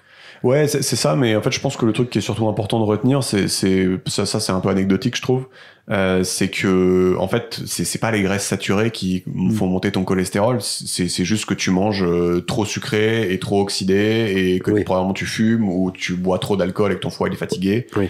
Et ça a aucun rapport, en fait. Tu vois ce que je veux dire? Et donc, en gros, même lui, il dit, ça c'est intéressant, il dit que les aliments qu'on mange ont un effet marginal sur le cholestérol de notre corps, car ce dernier en crée en quantité bien plus grande, tout seul, en fait. Ouais. Donc, on en crée apparemment 4 jaunes d'œufs, l'équivalent de 4 jaunes d'œufs par jour de cholestérol. Et t'as même une théorie qui te dit que, justement, si t'en manges pas assez, le corps va en créer plus pour compenser. Donc, ouais. Oui, donc en gros, c'est surtout la qualité de ce que tu manges, donc surtout les huiles saturées ou non saturées. Enfin, les huiles oxydées. Les huiles oxydées ou non oxydées. Trop de sucre. Et le sucre, quoi, qui joue. Et trop d'alcool, qui fatigue le foie, et trop de fumée de cigarette, et trop de viande brûlée au barbecue, quoi. Sans légumes. Oui, d'accord. Voilà. Avec la petite sauce de merde, avec de l'huile, avec de la graisse trans dedans, tu vois. Yes. Enfin, voilà. Tu vois, tout s'assemble. Tout s'assemble. Tout est beau. Tout est, voilà. On est en train d'assembler un puzzle. Et donc voilà, bon là je trouve qu'on a déjà quand même une bonne idée quand même du truc. Et là je trouve ça intéressant. Il y a un chapitre qui parle du carburant. Donc en gros, si on consomme pas de sucre, qu'est-ce qu'on va consommer? Ça, je trouve ça intéressant. Ça apporte un petit complément à ce qu'on disait tout à l'heure. Donc déjà, il faut savoir, le cerveau humain, c'est 25% des dépenses d'énergie et d'oxygène. Donc on en parle souvent avec les livres type Sapiens, Guns, Germs and Steel. Le cerveau d'Homo sapiens, il bouffe la masse d'énergie, quoi. D'ailleurs, ça m'intéresse. Genre, est-ce que ça fluctue en fonction de si t'es intelligent ou con? Bon, ouais, non, déjà de si je sais pas. Si t'es intelligent ou con, mais surtout de l'effort intellectuel que tu fais pendant la journée. C'est-à-dire, est-ce que pendant les journées de vacances, tu vois, ça, moi, je me suis toujours demandé de genre, est-ce que quand je bosse beaucoup, je reste maigre parce que en fait, mon cerveau a beaucoup dépensé d'énergie ou en fait. Je pense que oui, mais vraiment, c'est un wild guess. Ouais. Mais parce que j'ai souvent entendu, encore une fois, vu que je suis un geek. Tu vois, les gens disent souvent, avant un examen, faut manger ça, ou je sais pas quoi, parce qu'il y a un, tu vois, et ça avait l'air d'être un peu sérieux et pas complètement du bullshit. Donc, t'as des nourritures qui, en gros, te font du brain fog, je sais pas, en gros, tu sens un peu pâteux dans le cerveau, et t'as des nourritures qui te rendent un peu plus aiguisé. Ben, c'est vrai que typiquement, enfin, le café et le sucre. Ouais. Enfin, moi, ça m'aiguise, quoi. Ah genre, ouais, de ouf, bah, tu sais, genre, ça me. Ah ouais, d'accord, ouais. Bah, le café, why not? Le sucre, peut-être sur le coup, ouais. Bah, tu sais, je pense peut-être sur le coup. Sur le coup, tu vois, je pense qu'on a tous eu cette expérience de, genre, avant un partiel, enfin, tu vois, j'ai fait la fac, il y avait des partiels où, genre, c'était 4 heures de dissertation, machin. Et en vrai, au milieu de ta dissertation, genre, t'en peux plus, tu te prends un Kinder Bueno, ça te. Ouais. Mais en fait, justement, dans ce chapitre, ça va être intéressant parce qu'ils vont te parler des carburants alternatifs. Et donc là, ce qu'il explique, c'est que le cerveau, il peut être alimenté donc soit par du glucose, donc lui il dit c'est l'équivalent du pétrole et donc de l'énergie sale, ou par d'autres énergies comme ce qu'on appelle les cétones ou les corps cétoniques. Et donc c'est l'équivalent des énergies propres, lui il dit. Donc c'est une belle métaphore, n'est-ce pas? Et donc les corps cétoniques, c'est en gros le but du régime cétogène, le régime où tu manges vraiment zéro sucre, mais c'est méga hardcore à faire, hein. C'est en fait que ton corps il soit tout le temps en cétose et qu'en gros ce carburant alternatif soit utilisé, les cétones. Et il y a beaucoup de gens qui décrivent être vraiment beaucoup plus aiguisés quand ils sont en cétose, donc avec ce carburant alternatif là, que quand ils sont avec du sucre. Et donc il y a des gens, leur stratégie c'est pendant les examens justement d'être en cétose. Okay. Donc c'est marrant, tu vois. Okay. Donc je sais pas, enfin tu vois, en gros les geeks que j'écoute ils sont quand je fais un podcast je suis toujours en cétose parce que du coup je dis des trucs beaucoup plus intelligents. Donc nous on est clairement pas en cétose, tu vois. Putain, je suis pas en cétose là. Je suis pas à la hauteur. Mais tu vois, je trouve ça marrant, enfin il y a des gens qui vraiment se trouvent que c'est quand je fais un podcast. Quel enfer. C'est un enfer. Tu mettras le lien de tes forums obscurs là. C'est mort. Du coup, donc le corps, qu'est-ce qu'il fait? Il va consommer dans l'ordre 1, les calories du repas. En 2, il faut savoir qu'il a une petite réserve de sucre qui se situe dans le foie, qui s'appelle glycogène. Et donc, il y a 100 grammes de sucre, donc c'est pas beaucoup. Tu peux tenir 12 heures avec. 12 heures, voilà. Et tu peux tenir 12 heures avec ça. Donc, c'est bon à savoir et en gros, c'est un peu ta réserve, quoi. Et en gros, quand ça s'est épuisé, tu passes sur d'autres modes de fuel. Et donc après, une fois que tu as épuisé ta réserve de glycogène dans le foie, En gros, le foie, il va déclencher ce qu'on appelle la glycogénèse, génération de sucre. Et donc, il va aller chercher les protéines abîmées, les casser en acides aminés, les brûler comme de l'énergie. Voilà, il va manger les cellules dysfonctionnelles. Ça excite beaucoup les chercheurs. Là, apparemment, ils pensent que ça nettoie le corps en profondeur et que ça peut prévenir certains cancers parce que tu sais, quand la cellule elle commence à casser les couilles, genre ton corps il la bouffe. Ah oui, donc c'est pour ça que le jeûne c'est bien, par exemple. Exactement.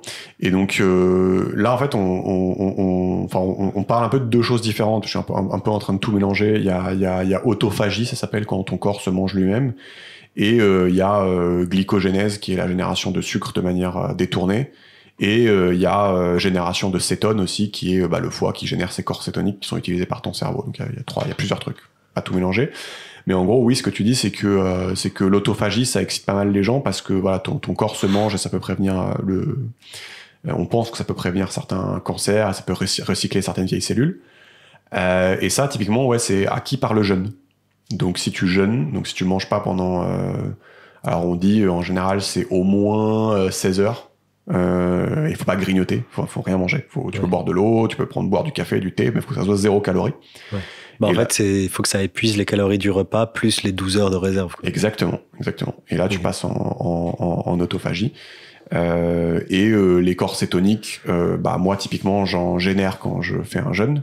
Mais parce que moi, mon corps, il est adapté à en générer, parce que ça fait un moment que je mange pas de sucre. Donc, quand je jeûne pendant 16 heures, je génère des corps cétoniques. Tu peux le mesurer aussi.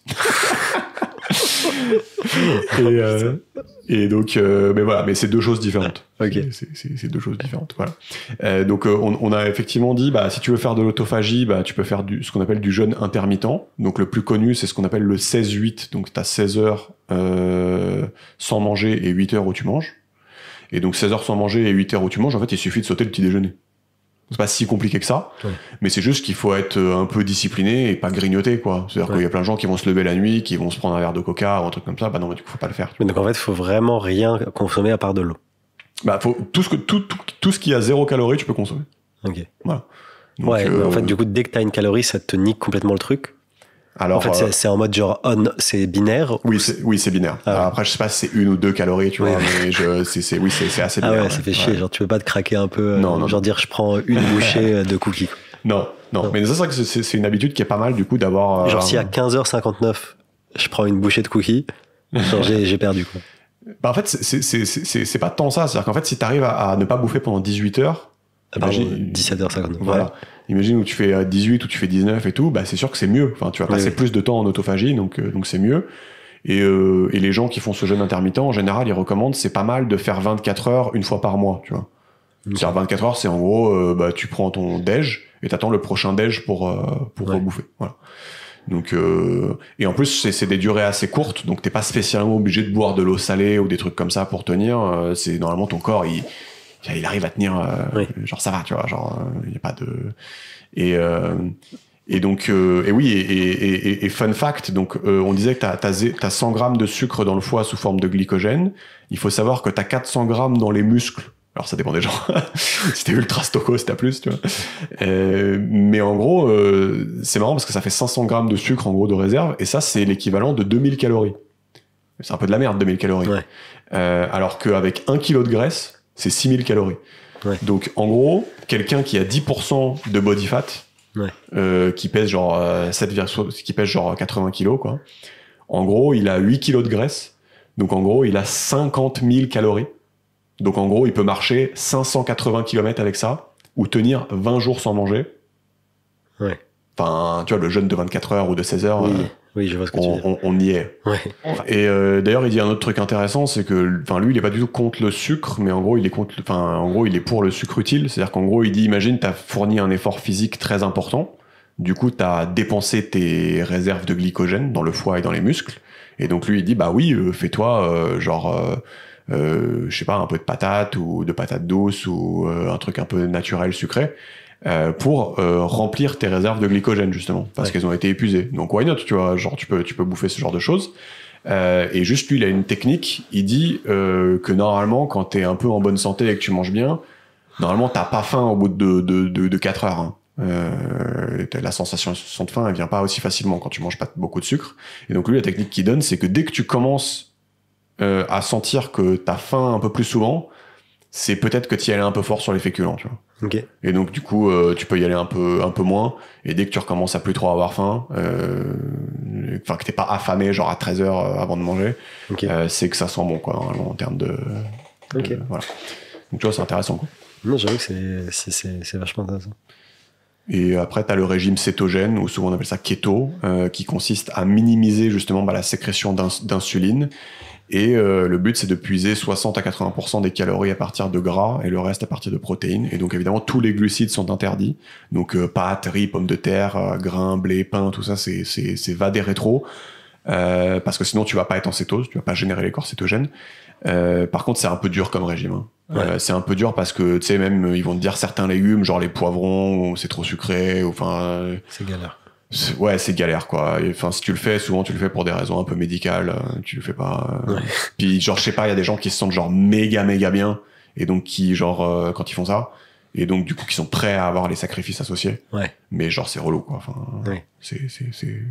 Mais du coup, il décrit un peu, genre, pourquoi ton corps réclame des choses qui sont mauvais pour lui, quoi. Genre, pourquoi par exemple, on kiffe autant le sucre. Bon, j'imagine que c'est pour des raisons d'harmonisme, blablabla. Ouais. Mais lui, il en parle pas trop, là. Lui, il dit surtout, il explique pas les causes, il dit surtout c'est ça qu'il faut faire. Si, il me semble qu'il doit expliquer à un moment dans le livre qu'effectivement ça active certains récepteurs du cerveau humain, qui est que quand un truc qui est salé, sucré et gras en même temps, ça t'active le récepteur de ouais, vas-y, fais des réserves de ouf avec ça, des récepteurs de plaisir assez intenses, et que c'est normal parce que, enfin, en fait, à l'époque des chasseurs-cueilleurs, en fait, c'était des trucs où quand tu les rencontrais, bah, t'avais intérêt à en bouffer le plus possible. Ouais. Oui, ouais, c'est ça. En fait, oui, très bien. Okay.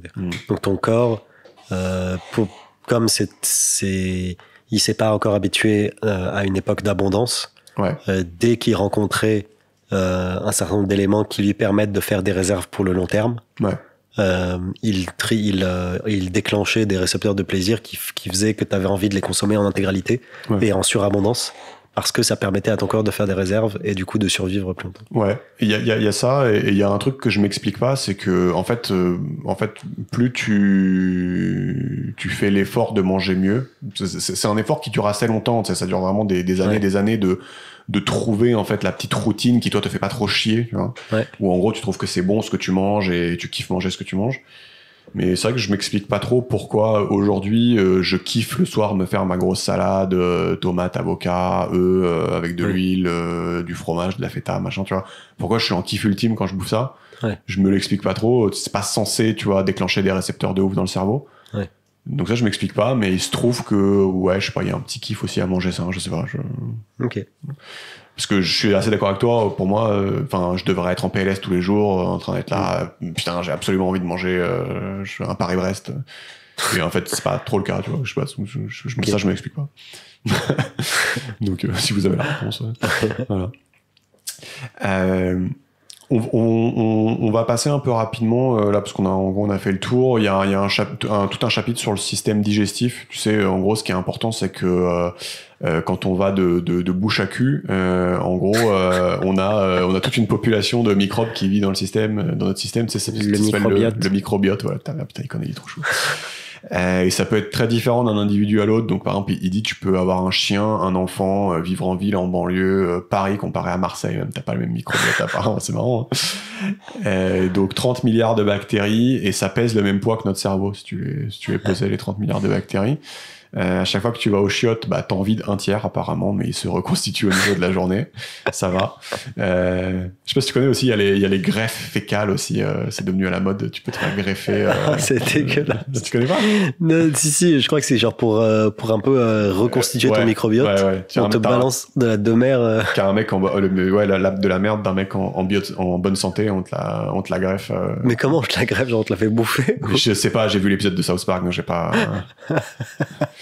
Parce que tu vois, on dit greffe, mais en fait, juste tu manges de la merde. Bah, j'ai jamais fait, je sais pas. Je sais pas. Dans South Park, il y a une meuf qui se fait faire la greffe et elle est trop en pleine forme et tout, et du coup, toutes ses copines, elles essaient de voler sa merde.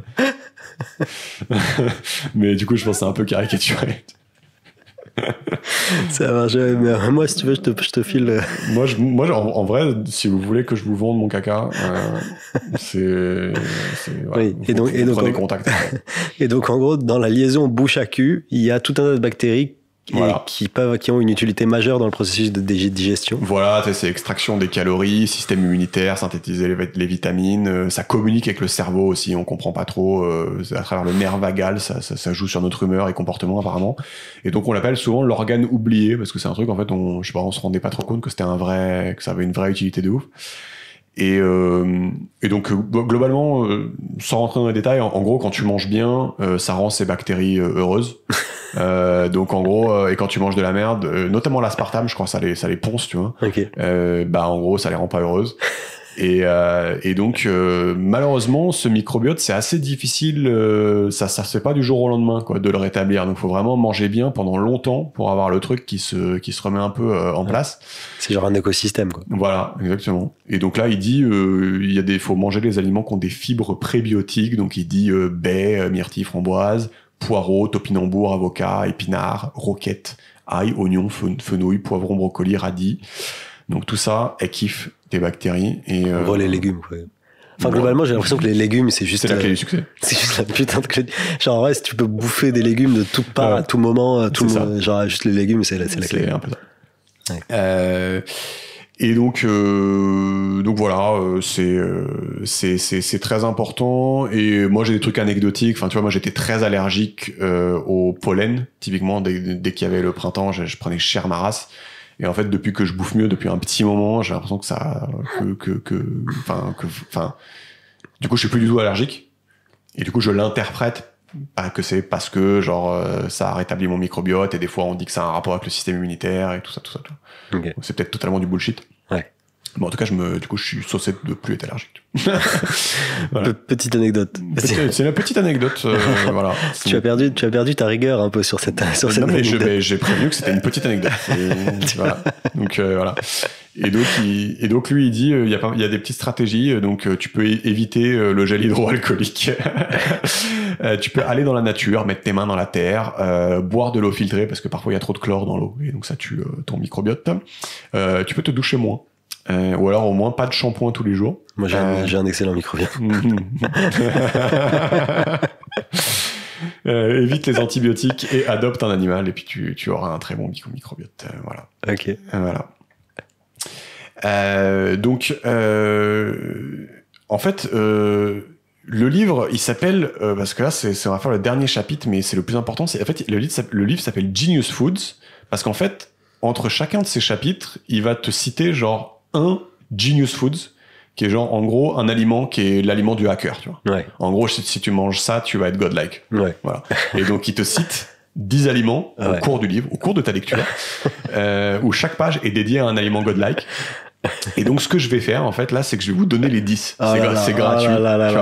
Les 10 aliments. C'est gratuit, et je vais aussi vous donner les trucs et astuces que j'ai pour les incorporer dans votre vie de tous les jours. Ah putain, on a bien fait de rester quand même. Mais vous avez bien fait de rester.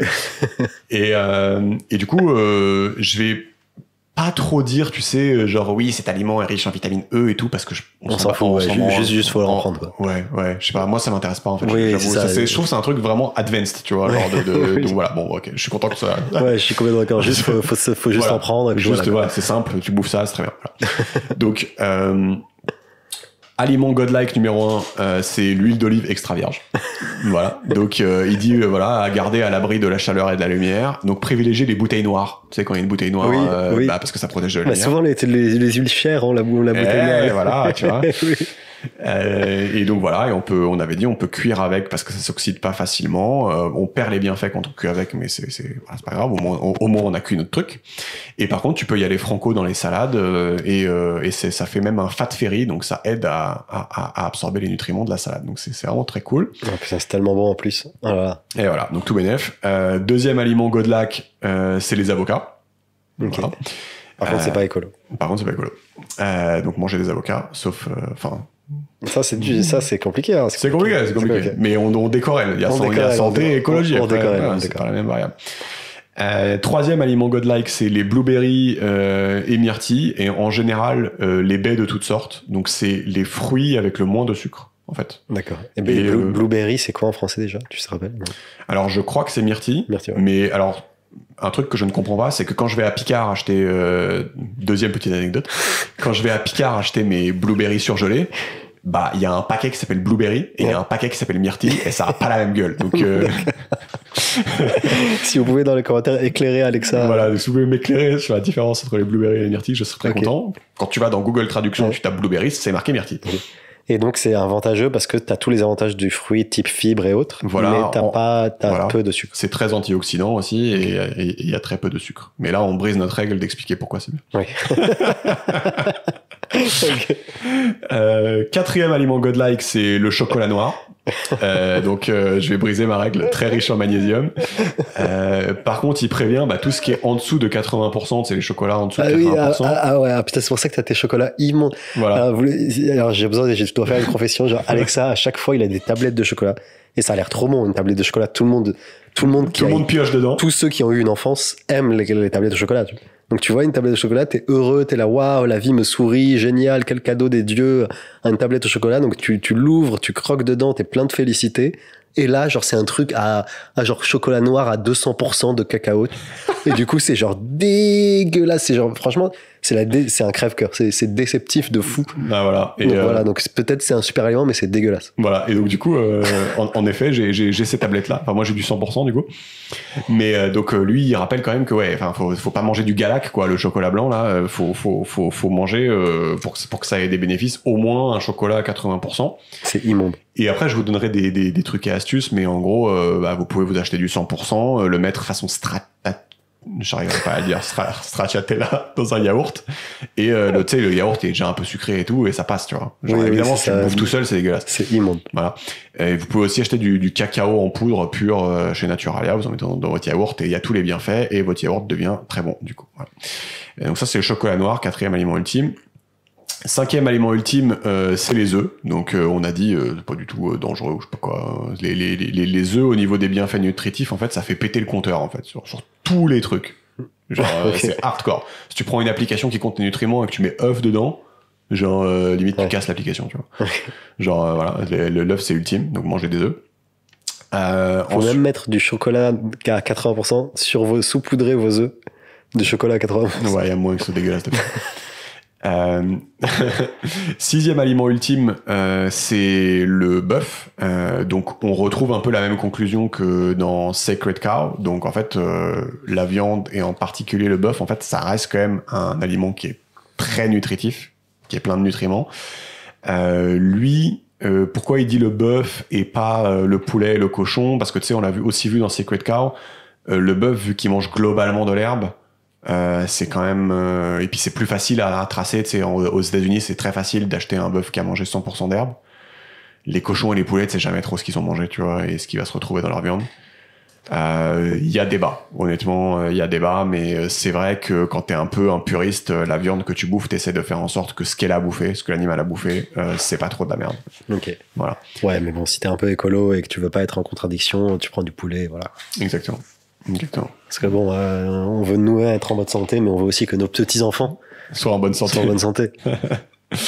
Voilà, mais si ça vous intéresse, le cycle du méthane et tout, c'est l'épisode sur Sacred Cow est vraiment pas mal. Et vous comprendrez aussi les arguments d'ailleurs des éleveurs qui sont pas toujours d'accord avec les arguments des climatologues.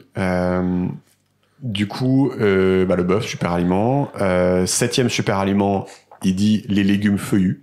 Donc kale, roquette, épinards, blettes, les légumes feuillus verts, quoi. Septième super aliment. Huitième super aliment, c'est le brocoli.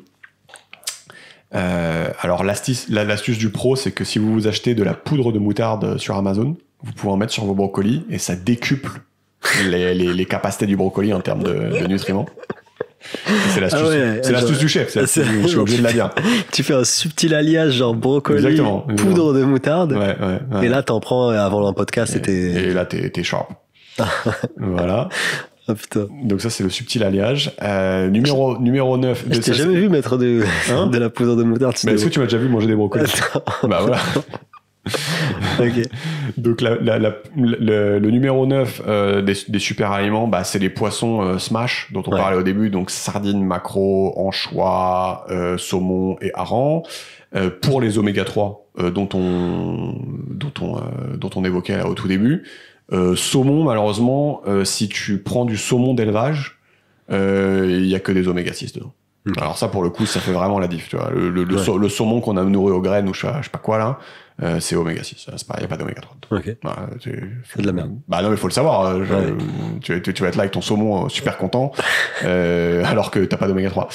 Donc oui, le saumon qui a pas d'élevage, écoute. Non, mais là, pour le coup, ça coûte méga cher. Hein, bah oui, mais c'est pour ça que la petite boîte de sardines, tu vois, genre là, ça peut être la clé du succès, ça périme pas, c'est dans ton armoire. Ouais, ça c'est vraiment, voilà. Le saumon, pas d'élevage, j'avoue, c'est un peu la Bible. Et 10e aliment ultime, bah c'est tout ce qui est amandes, noix de macadamia, noix du Brésil, pistaches, etc., etc. Et ça, c'est un des seuls aliments où il faut faire un peu gaffe parce que c'est très calorique. Oui, c'est ça, justement. J'allais te demander, en fait, à chaque fois que je regarde, c'est genre la densité calorique, elle est vénère.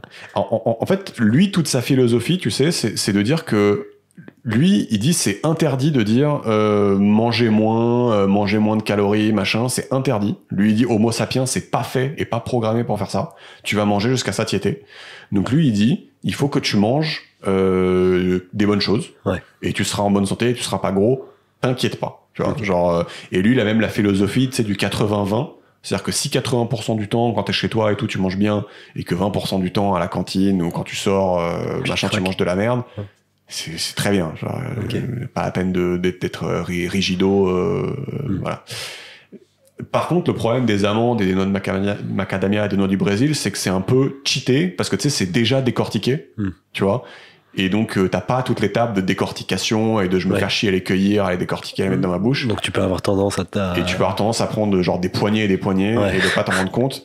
Donc ça, c'est le seul truc, petit bémol, où genre, faut pas être complètement oblivious. Il y a beaucoup de mots anglais dans ce podcast. Faut pas être un forcené. Faut pas être un forcené. Faut garder en tête que c'est très calorique. Donc voilà, faut se prendre une petite poignée et considérer que c'est ton encas et pas te déglinguer la boîte, quoi. Ouais. Parce qu'il y a risque qui n'existe pas avec le chocolat à 100%.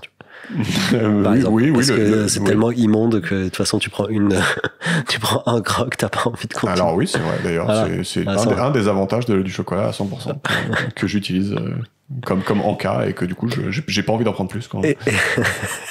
Et du coup juste les 10 aliments là, c'est juste il se trouve que dans l'ordre de la narration c'est apparu dans cet ordre ou c'est une forme d'importance ou de priorité? Non, il y a pas de priorité, c'est vraiment il agrémente son livre de ça.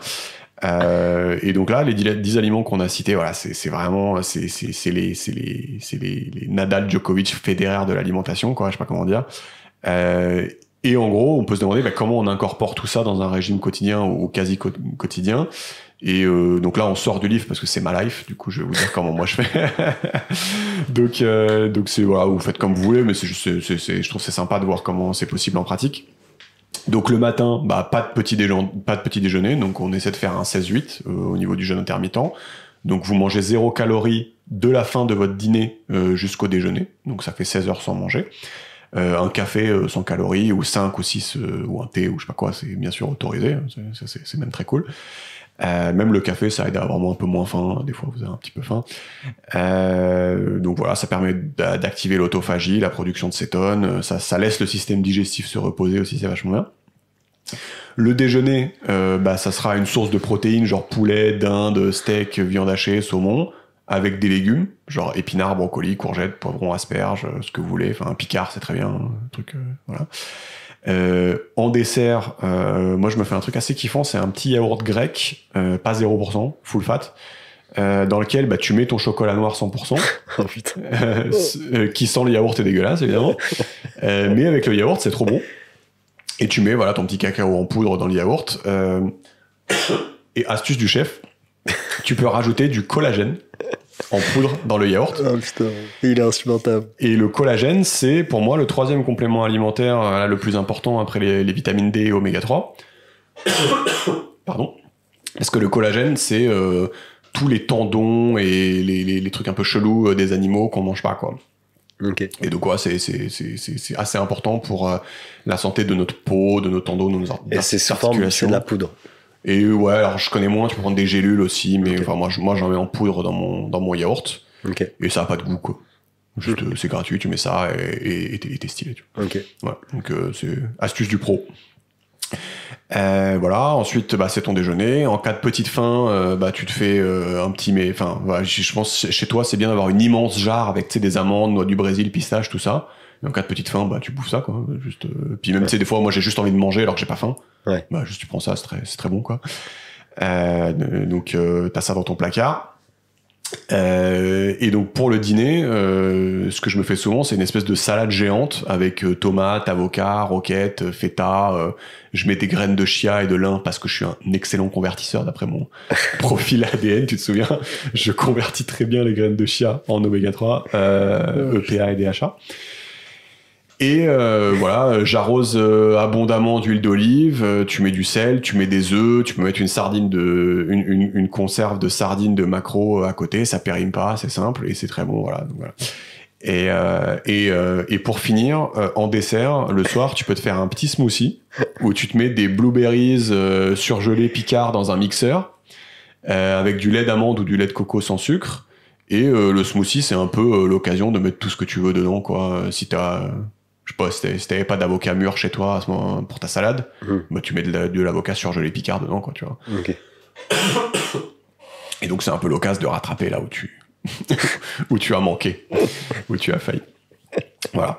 Donc, est-ce que là, tu te dis que tu vas réussir à incorporer certaines de ces pratiques? Est-ce que le ratio emmerdement-bénéfice est assez bon pour toi? Ah putain, j'en peux plus de toi. J'en veux plus. Non, en vrai, non. Franchement, c'est intéressant parce que... C'est pas insurmontable, j'ai l'impression. Non, oui, c'est ça. Non, en fait, c'est intéressant parce que c'est pas insurmontable. Et c'est intéressant parce que c'est vrai que c'est assez simple. Et c'est clair, et c'est précis, quoi. Voilà, il y a 10 aliments qui sont bien, il y a certains trucs qui sont vraiment mauvais, le sucre et les huiles polysaturées. Et il y a, tu dois manger à ta faim. Si tu peux éviter le petit-déj, c'est bien parce que ça te permet de faire du jeûne intermittent. Enfin, tu vois, il y a un certain nombre de trucs quand même qui sont globalement faciles à retenir et qui apportent un bénéfice assez élevé, j'ai l'impression. Donc non, franchement, c'est bien. Et je vais rajouter, faut pas se faire un claquage, en fait. C'est-à-dire qu'en fait, faut pas se dire, en fait, ça prend des années, en fait, si tu veux. Ouais. C'est-à-dire, c'est juste, tu sais, j'essaye de changer mes habitudes, j'essaye un truc, mais j'essaye un truc, tu vois. Ouais. J'essaye un truc, j'essaie de voir comment je peux l'incorporer, est-ce que ça me fait pas trop chier, si ça me fait chier, je tente un autre truc. Et là, ce que je vous ai dit, là, c'est ce que je fais aujourd'hui, mais ça m'a pris des années pour trouver le truc à Picard qui me fait pas chier, tu vois ce que je veux dire? Enfin, c'est vraiment un processus. Et je pense qu'il faut pas faire l'erreur de se dire, je vais faire ça du jour au lendemain, et je vais me faire un claquage, et je vais trouver ça trop relou, et je vais pas le faire, quoi. Ouais, c'est ça. C'est qu'il faut que ce soit progressif, et puis. C'est ça. Et adapté. Et puis c'est suffisamment simple pour être pris un peu bout par bout. Ou juste quand on y pense d'ailleurs, une fois qu'on a ça, la prochaine fois qu'on va au resto, peut-être qu'on va plutôt choisir les œufs plutôt que le burger, tu vois. Oui, et puis tu sais, au resto, tu peux choisir ton accompagnement aussi des fois. Ouais. T'es pas obligé de prendre les pâtes à chaque fois. Oui. Tu vois. Et donc en fait, par petites touches, non, franchement, ça m'a l'air pas mal. Et ça démystifie un peu parce que aussi, ce que tu disais au début du bouquin, genre, je pense qu'il y a beaucoup de gens ou d'experts qui justifient un peu leur présence par une pseudo-complexité, tu vois. Et je pense que effectivement la science est compliquée et peut-être que aboutir à ces conclusions a été un processus long, mais les conclusions en elles-mêmes en fait sont pas si complexes, quoi. Genre voilà, il y a ça, il y a les légumes feuillus, c'est universellement bien et puis c'est tout, tu vois. Le sucre et les huiles, c'est universellement mauvais et il y a pas à se prendre la tête, tu vois. Et je pense que dans 17 ans, peut-être un peu moins, ça sera appris dans les écoles, comme aujourd'hui, on apprend dans les écoles qu'il faut manger plein de pâtes et que c'est trop bien. Ouais. Et je pense que dans 17 ans, l'eau aura coulé et en gros, ça sera appris dans les écoles et ça sera, en gros, les gens seront bilingues là-dedans, quoi. Les gens seront là, et il y aura sûrement d'autres recherches qui montreront des trucs un peu novateurs. Mais donc nos enfants auront probablement pas à faire cet effort-là. Mais nous qui avons été dans le bain il faut absolument manger du pain sinon tu vas mourir, il faut peut-être qu'on fasse un travail un peu plus conséquent sur nous, quoi, j'ai l'impression. Ouais, moi je suis d'accord. Et puis après, il y a des côtés parfois un peu irrationnels. Enfin, quand tu vois, ce que tu décris en soi, c'est pas extrêmement dur à implémenter. Tu vois, c'est pas, j'ai pas l'impression que que c'est des grosses privations ou quoi que ce soit. Mais collectivement, on le fait pas, déjà parce qu'on est ignorant.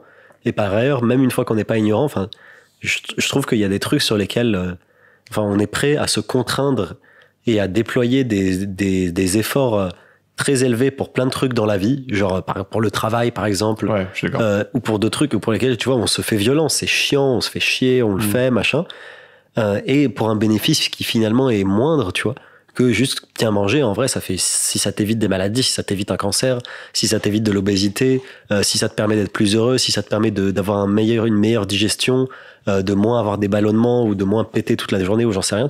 Enfin, mine de rien, le bénéfice il est très concret.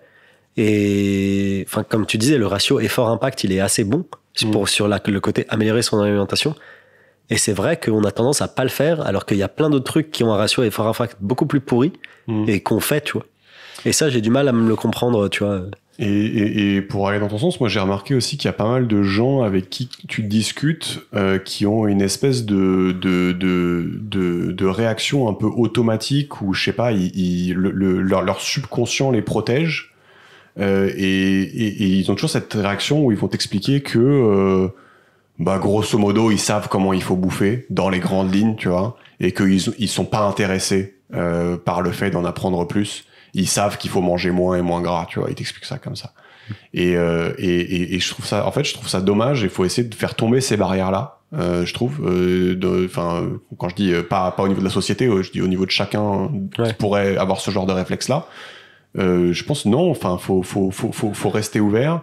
Moi, je connais plein de gens qui ont envie de faire attention à leur santé. Tu sais, qui vont faire du sport, tu les vois, ils vont courir assez longtemps, machin, je sais pas, ils se monitorent, ils se chronomètrent et tout.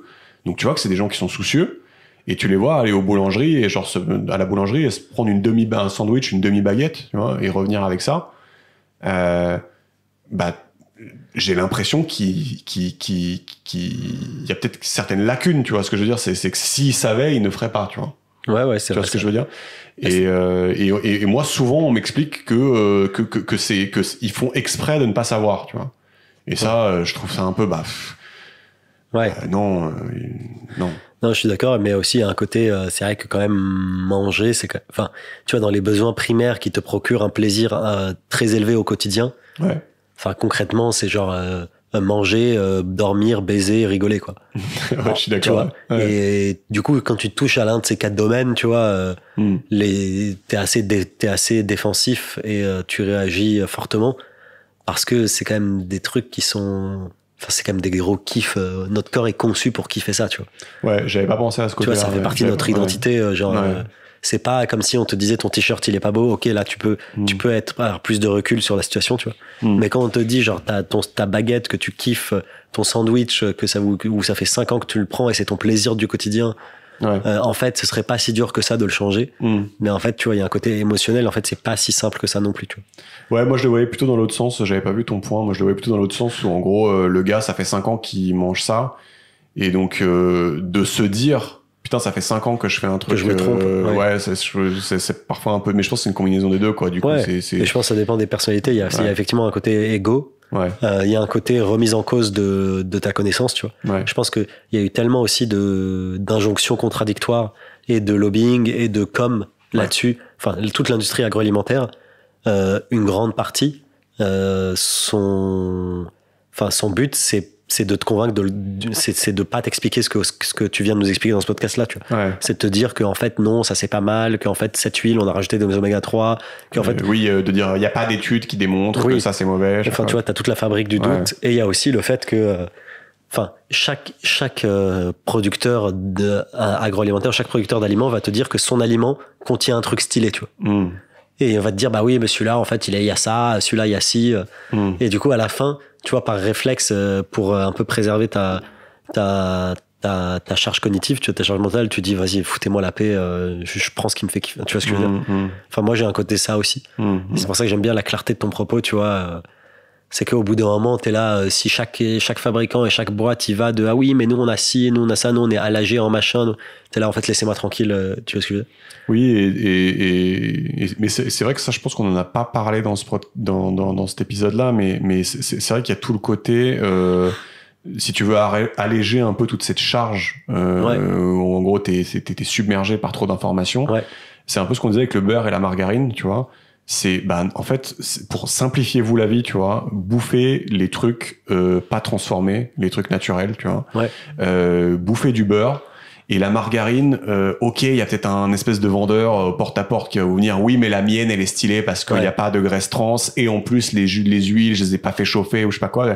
Mais vous avez pas la bande passante pour ça, quoi. Enfin, moi, en tout cas, je l'ai pas, tu vois. Et donc, je me dis, ça rejoint un peu ton propos, c'est que, en fait, j'ai pas forcément envie d'écouter tous les mecs qui ont fait des produits giga transformés pour qu'ils m'expliquent que les 18 espèces chimiques qu'il y a dedans, en fait, ça va, tu vois.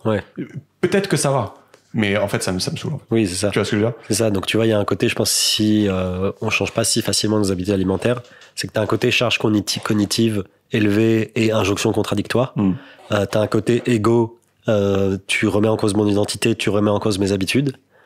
Et tu as un côté, c'est quand même un de mes plaisirs primaires, même détaché de tous égos. J'ai pas envie de changer ça parce que c'est un des rares trucs qui me fait kiffer au quotidien. Tu vois. Voilà. Et je pense qu'on peut s'arrêter là, mais du coup, j'avais aussi envie de dire un autre truc qui était, là tu parles de plaisir quand tu manges. Moi j'aime bien cette approche 80-20 qui est en gros de se faire plaisir 20% du temps et 80% du temps t'essaies de bien manger. Et pourquoi j'aime bien? Parce qu'en fait, le fait d'être en bonne santé, aiguisé cognitivement, pas être fatigué, pas avoir faim. Tu vois, moi j'ai plus mes allergies, j'avais tout le temps des mal de tête, j'ai plus de mal de tête. Enfin, ça me rend aussi, ça m'apporte aussi plein de bonheur, genre tout au long de mon existence, quoi, finalement. Et ça, faut pas le négliger non plus, tu vois. Oui, c'est pas un truc juste. Ton point, c'est ça, c'est pas simplement un truc externe où on te dit infantilisant, tu vois. C'est aussi au quotidien, en fait, ça te fait kiffer, quoi. C'est pas qu'une charge. Genre une fois que t'as passé le step. Si tu le fais, c'est que c'est ça. Voilà, et genre une fois que t'as commencé à en retirer un certain bénéfice au bout de quelques semaines, t'as envie de le garder parce qu'en fait, c'est bien. Tu vois, tu passes du côté infantilisant, contraignant, à un côté, t'as intériorisé l'habitude et t'es content, quoi. Voilà. Bon, vas-y, on plie le... Ça marche. Ciao. Ah le bâtard, il est chaud. Putain, il a distillé le 10 foot.